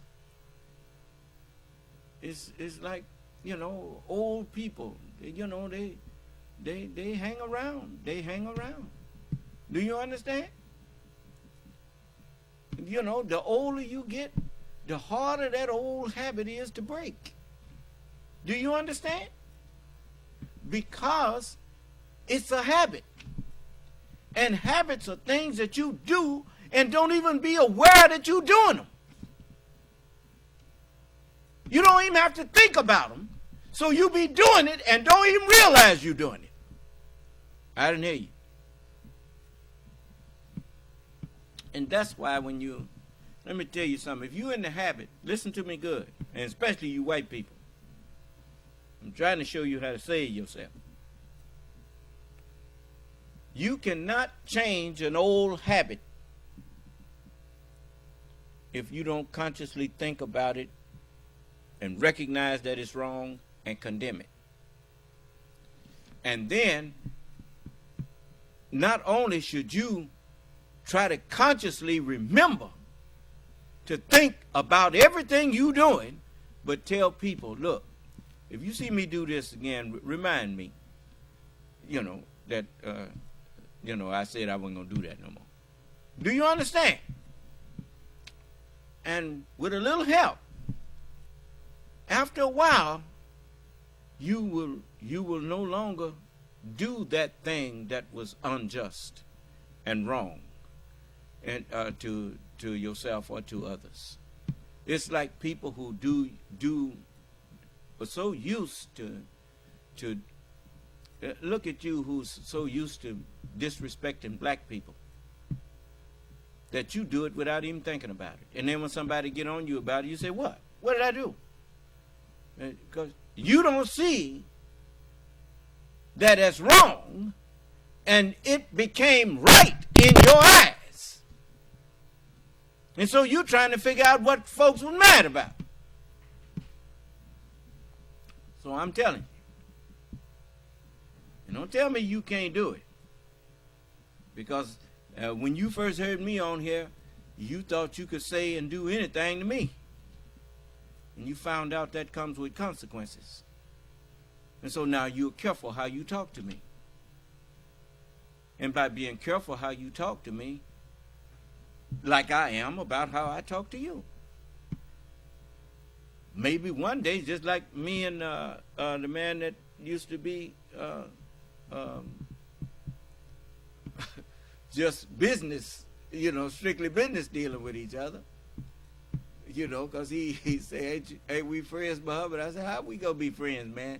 And you enslaved my people. And he didn't say nothing. He understood. And yet, as time went on, and I saw that he actually was trying to be friendly to me. And I told him one day, I said, you remember the day we had that conversation? And he said, yeah. He said, yeah, Muhammad. I said, we are friends. Yes, you are my friend. Because he used to try to give me stuff and lumber and stuff for cost and everything. I said, how you going to stay in business and you giving it to me for what it costs you, man? And he said, it's all right, Muhammad. I said, no, it ain't all right. I said, I told you we friends. I said, your friends don't try to take misadvantage of you. I said, now, you charge me a reasonable price, and any kind of break you can give me, I appreciate, but I can't come down here. I'm poor, but I ain't that poor.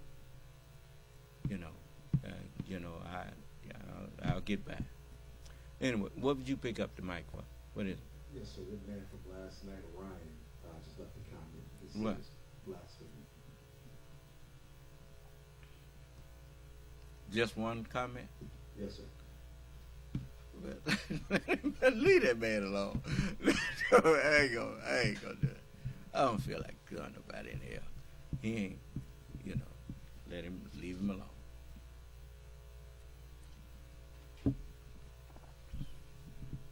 So when he get something that I need to deal with, I'll deal with it. But anyway, just remember. Now, I want all of you to understand something. You may pretend you don't know, and I'm telling you, you just pretending that you don't know when you're doing somebody wrong. Because the very thing that you do to other people, when it's done to you, you scream to high heaven. It's just like what happened over there in between Israel and Hamas. I can't say Israel and Palestine because the Palestinian people are not all, they didn't declare war on Israel. But Hamas did. And then Hamas, now, when Israel go and kill up a bunch of babies and men and women, Hamas recognizes that that's evil. Well, they also, if they recognized it was evil when Israel did it to the Palestinians, they know it was evil when they did it to Israel. See, you can't have it both ways. You can't, on the one hand, don't recognize it when you doing it, but when somebody's doing it to you or some other people, then you want to say that it's wrong. And the same with Israel and vice versa. The minute you become that which you condemned, then they converted you to be worshipers of the devil along with them.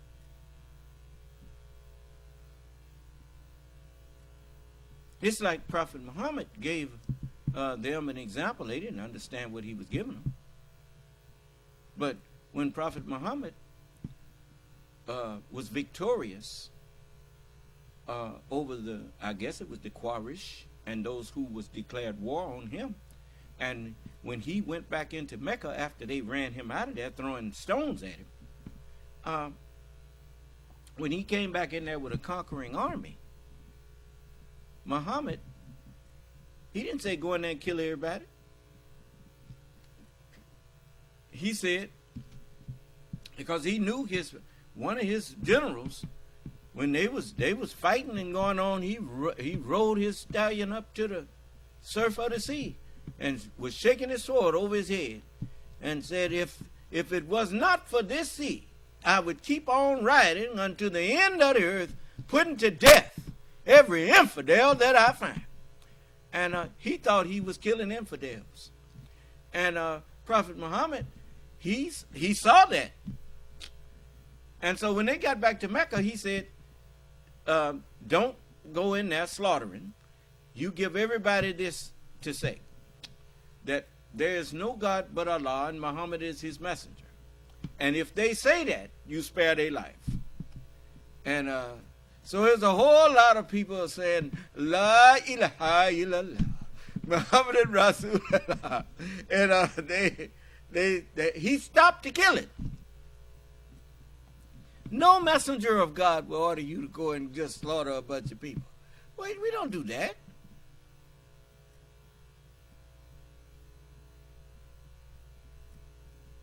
I'm come that they might have life, and that they might have it in more abundance. The Son of Man came not to destroy men's lives, but to save them. That's what's written. You see? You know the people's only problem with me? I'm saying I'm the Son of Man. That's the problem. They don't like that. Because if I ain't the Son of Man, then they can keep on doing what they're doing. And they know that. But if I'm the Son of Man, then it's time to stop doing what you was doing and ask me, what do I want you to do? And that is what they don't want. Do you understand what you picking up the mic for? Yeah, more to say, sir. Go ahead. He says, there is one Messiah, Jesus Christ.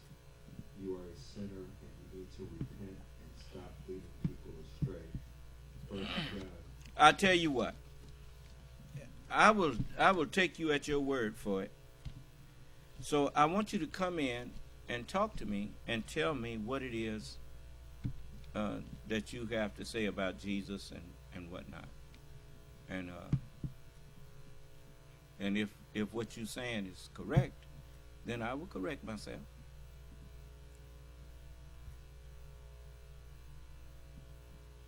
What's his name? Ryan.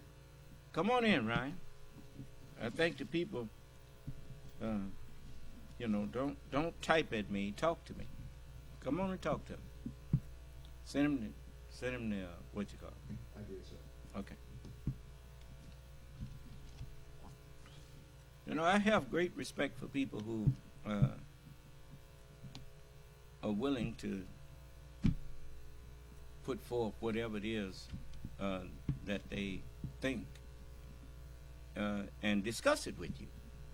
And that's the way you learn. That's the way you come to some type of agreement with one another. You have to reason with each other. And so, this is a class. This is not a show. So anyone that has some type of disagreement with me, then I need to talk with them. So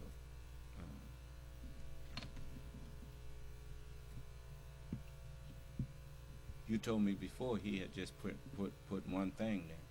But okay, well then let him come in and discuss that with me. Discuss whatever it is that he got his hand up. Unmute. Yeah, unmute. Okay, caller. Hey, son of man, you can hear me? Yes, I can hear you. Okay, I'm not the brother in the chat, just so y'all be clear about that. I'm not messing in the chat. But this is calling for Charles. I don't know if you recognize my voice. Yeah, I recognize your voice. Go ahead. The only thing, brother, you my brother, man. I love you, man. I always enjoy this talk. The only thing that I haven't been able to wrap my head around and come to agreement with you all is the Biden Trump thing. I understand. Well, just a moment. I wouldn't vote for Donald Trump ever because Donald Trump is a liar, and I don't support liars. Well, let me tell you something, man. All politicians are lying. I'm gonna say yes. No, just a moment. No, we're not gonna go back and forth about it. If Donald Trump, for instance, he on the one hand wants to run for president, and he wants to stand up and take the oath to uphold the Constitution of the United States, while he said that he did not take an oath to support the Constitution. To uphold the Constitution means to support it. And he did not support the Constitution and what the Constitution says about what happens after an election. He tried to overthrow an election instead of doing like... And just a moment, brother. Just a moment. And when he did that, he violated the law. And now he's going to be held accountable for violating the law. He committed insurrection. And he gave support. And he gave aid and comfort to people who committed insurrection. Went in the Capitol building. They went in the Capitol building. Let me say this. Okay, you're right. Right is right and wrong is wrong. If they're wrong, nobody should be president. If they're wrong, they're wrong, right? Regardless of whatever they are. But what I want to say is this about the administration part of what Trump did. I feel like his administration, as far as like the policy, the economy was good, the country was getting on. Just a moment. He inherited a good economy. The economy wasn't bad when he came in there. It wasn't bad, but... No, it was the economy. Just a moment. I mean, more money in my life than ever. Just a moment. No, I wouldn't care if I made $1 million a day under the Trump administration, I would never support him for president ever again, because he did not give a damn about the American people. Okay. Even when Donald Trump, even when Donald Trump, even when Donald Trump, already got enough homelessness and veteran homelessness. just a moment, brother. See, now you doing it again. I'm gonna cut you off. No, don't pass me that. Don't do it. Now, I even that, when he was down there condoning them taking babies away from their mothers and sending them off somewhere, we still don't know where most of those babies are. And that happened under him. And for people to try to suggest that Donald Trump did something good for this country, he didn't do nothing good for this country. I know. I was here. Ain't no sense in coming in here trying to blow smoke in my face. I saw how the people started looking at America with Donald Trump as president. They were shaking their heads at this country, trying to figure out what in the world was these people over here thinking, to elect a man that unqualified to be in that powerful office. You know what? So, I was in agreement when he was in office. I felt the way you felt about it. But like now, look at hindsight with Biden 4 years later. I don't know how you can sit up there and tell that lie. This country was in the middle of this country. All right, now you doing it again. See, that's the problem with y'all. You say things that are not so, and when someone goes to correct you on it, you try to overtalk them. All right, sorry. When Joe Biden got this country, the pandemic was raging. He said he was going to be laser focused on it and get it in the rearview mirror as soon as possible. Then when the vaccines came out, that could have happened much quicker. But you had people that was listening to Trump refusing to get vaccinated. Even when that hypocrite went over there and took them monoclonal antibodies, when he got sick, he didn't have no problem trusting the CDC. But anyway, Biden got that straight. Now you ride all across this country and you see the roads and bridges being fixed and repaired because of that infrastructure bill and things. You got people getting lead contaminated pipes out of these cities and things. This was all done under the Biden administration. All of these things that President Biden has been trying to do. And I don't say this as no worshiper of President Biden. I don't worship no man. I'm the Lord. But I have respect for any man that will roll up his sleeves and try to do for people that he's in a position to do for, that if I was in that position, that's what I would be doing. And he's doing what I would be doing in that position. He's doing what any president of the United States is supposed to do.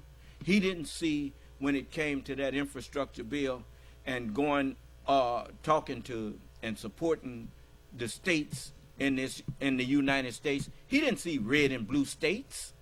He saw the United States. He's not the president of the blue states. He's the president of the United States. Even if they hate him, he's still their president, and he still owed them justice. He owed them to do the best he can to benefit them, regardless to how they feel about him. And that is what that's one of the reasons you call George Washington the father of this country. Not the king, not the dictator, but the father. Because a father, I'm a father. And whether my children appreciate what I did for them or not, I was going to do it anyway. Because that's my responsibility as their father. And that's how you run a country. You got all these ignorant people walking around here talking about you run a country like you do a business. That's a lie. You cannot run a country like you run a business. You run a country like you run a household. Whatever your family need, you try to get it for them. You don't say, well, we're going to have to lose a couple of the children here. We're going to have to put them out. No, you can't do that. And so that's why I admire Joe Biden. He has always lived up to what he said he was going to do. And when he got in there, he said he was going to try to work with both sides. He's been doing that. And he's been getting it done too. Regardless to how they talk him down and all of that kind of lie on the poor man. So, no, don't come in here spreading lies about him. I'm not going to hear that. No, I would never spread a lie or anything. Okay, well, don't do that. Now, Donald Trump is not fit to be the president of a glee club, let alone the United States of America. Because Donald Trump did not understand that when you took that office, regardless to what party you was affiliated with, you became the president of the whole United States. And you should have been, beg your pardon? I wish I could be our president. No, I can't do that because it would limit me to what I can say and do for other people throughout the earth. But I want all of y'all to remember, don't let your emotions and don't let just trying to show people that you ain't got to do what they think or whatever make you make the mistake that people made before. Everybody assumed. I didn't like it. I really didn't like the fact that they put Hillary up there on the ticket. I thought Joe Biden should have been the one that was on the ticket. And then I supported Bernie Sanders. But when all three of them, Joe Biden, Barack Obama, and Bernie Sanders endorsed Hillary Clinton, I said, well, I trust them, so I'm going to trust her. And I started supporting her. And I did that based on my support for those men that I trusted. And I wish the whole country had dodged that bullet. But we didn't. And now we got a lot of recovering to do. And at the same time, I have to remember that I'm here to build the new nation of Islam. And I would not try to be president of the United States. What I want is to help save the United States, because I think the United States is worth saving, first of all. I think it's worth saving, because it's a lot of white Muslims in this country.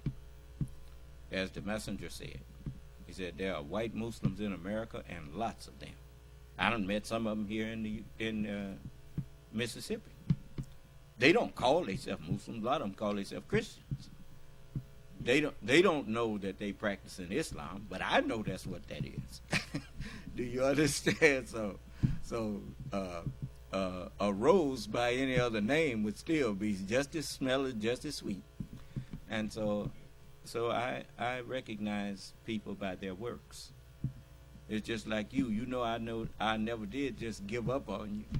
You made me angry sometimes, but I didn't just give up on you. What'd you say? What did you talking about?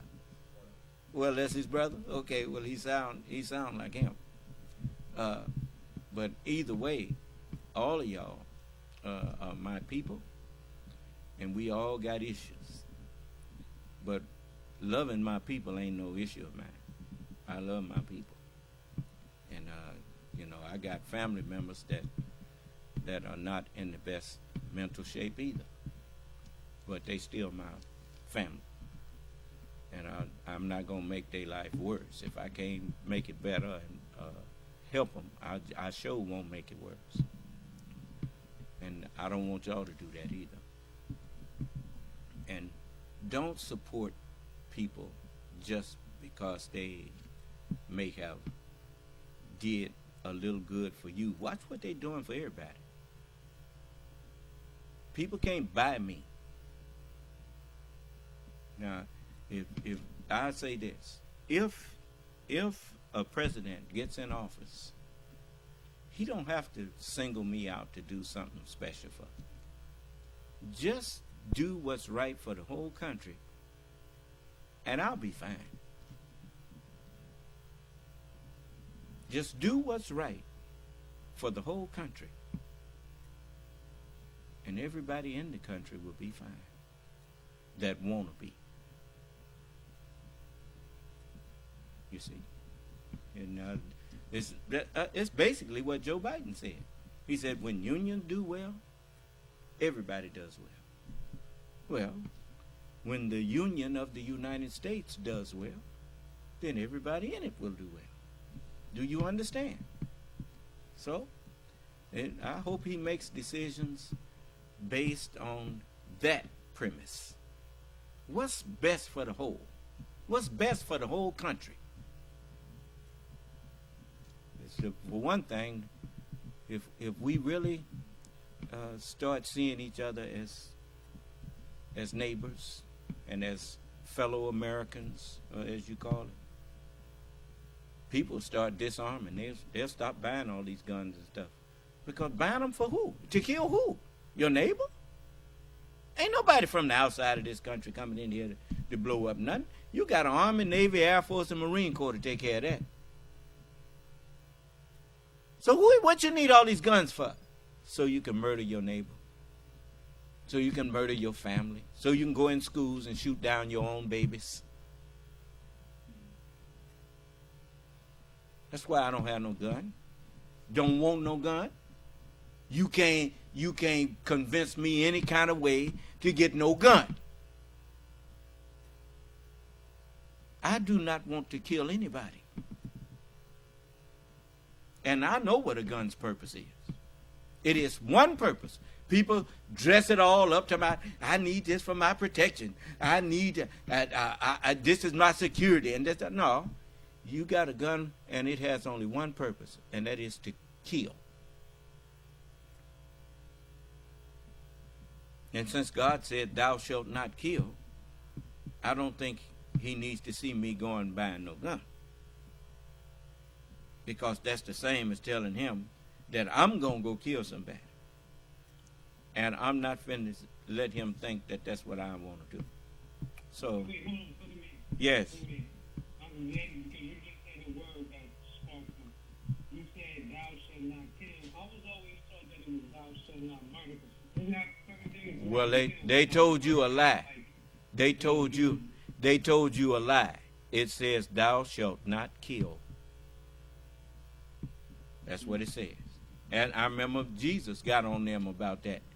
He said, he said, did not Moses give you the law? And yet none of you keepeth the law? Why are you going about trying to kill me? You see? So always remember, brother, your body don't do anything that your mind don't tell it to do. So, if I kill you, I didn't kill the guilty one. The guilty one is the mind that's in you. So, I have something that I can kill the mind and spare the body. You see? I take the truth and I do away with the mentality that people have in their heart to go and kill each other. If they listen to me long enough, they won't want to go kill nobody. Then I set you free.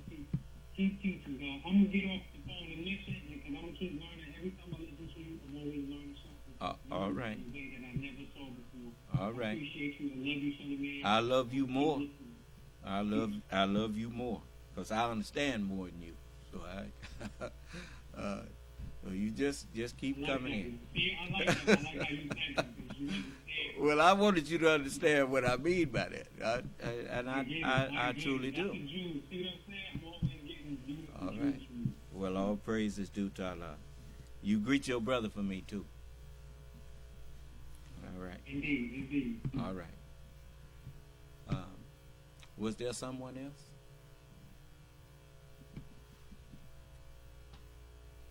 So, look, we went over some tonight, but look,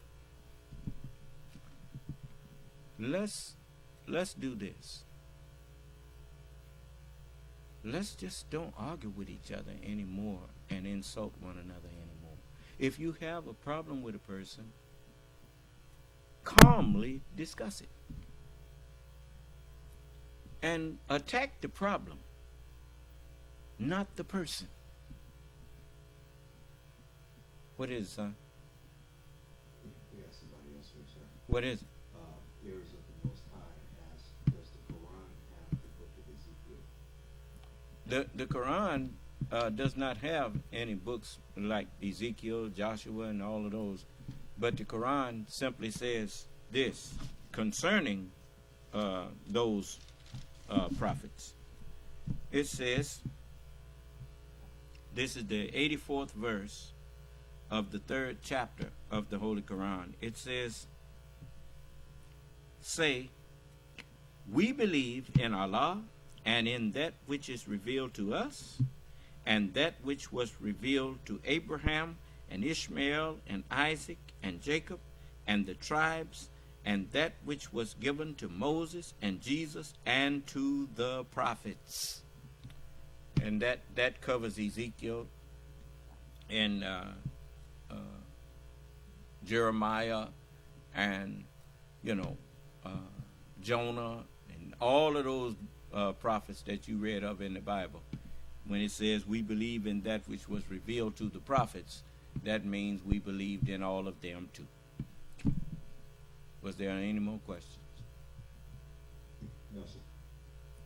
And that's one of the reasons why when they call me Son of Man, in the 6th chapter of the Holy Quran, it since Allah gave the book to the prophets, it says that book was actually the Son of Man.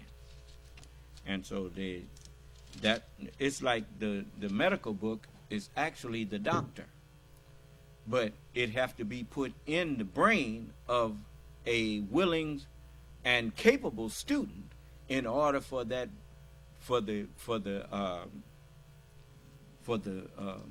glorious knowledge that book has in it to guide you through medicine until it gets in the head of a student that is qualified. Then you don't see it. You don't see the value of the book. But the book itself is the doctor. But the book can't diagnose you. So the book had to be made into flesh and blood. And that's where the human being comes in. And so the 20th verse of the 6th chapter of the Holy Quran, it says, those whom we have given the book recognize him as they recognize their sons. They call me Son of Man. And Solomon talked to me like a father to a son. He said, further, my son, by these things be admonished. Of making many books, there's no end. And much study is a weariness of the flesh. So let us hear the conclusion of the whole matter. Fear God and keep his commandments. For this is the whole duty of man. And so, they all call me their son. So I'm called Son of Man. So, was there something else? No, sir. Okay. Then I'm going to let you all go. And remember, the way of peace is simple. As you would like people to do to you, do that to them.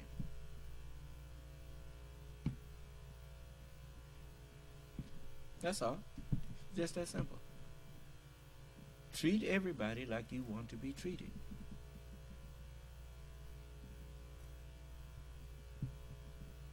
You see? All right. Don't treat them like they treat you. You treat them like you want to be treated. That's why I remember the messenger said, Allah told him, he said, brother, I'm not going out there after one that you put out. He's just going to be out there.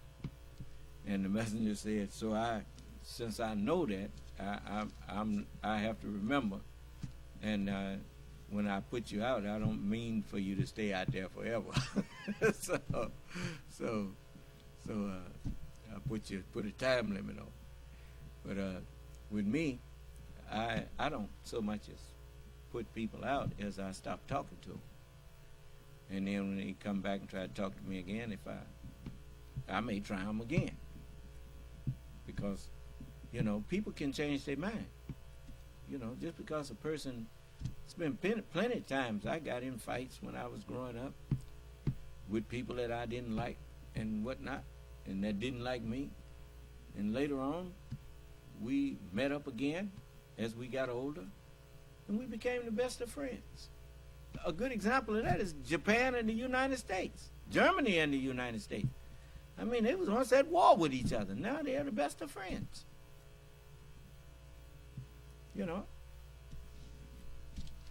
So, just because China and the U.S. may be at odds today, they may tomorrow be the best of friends. You'll never know.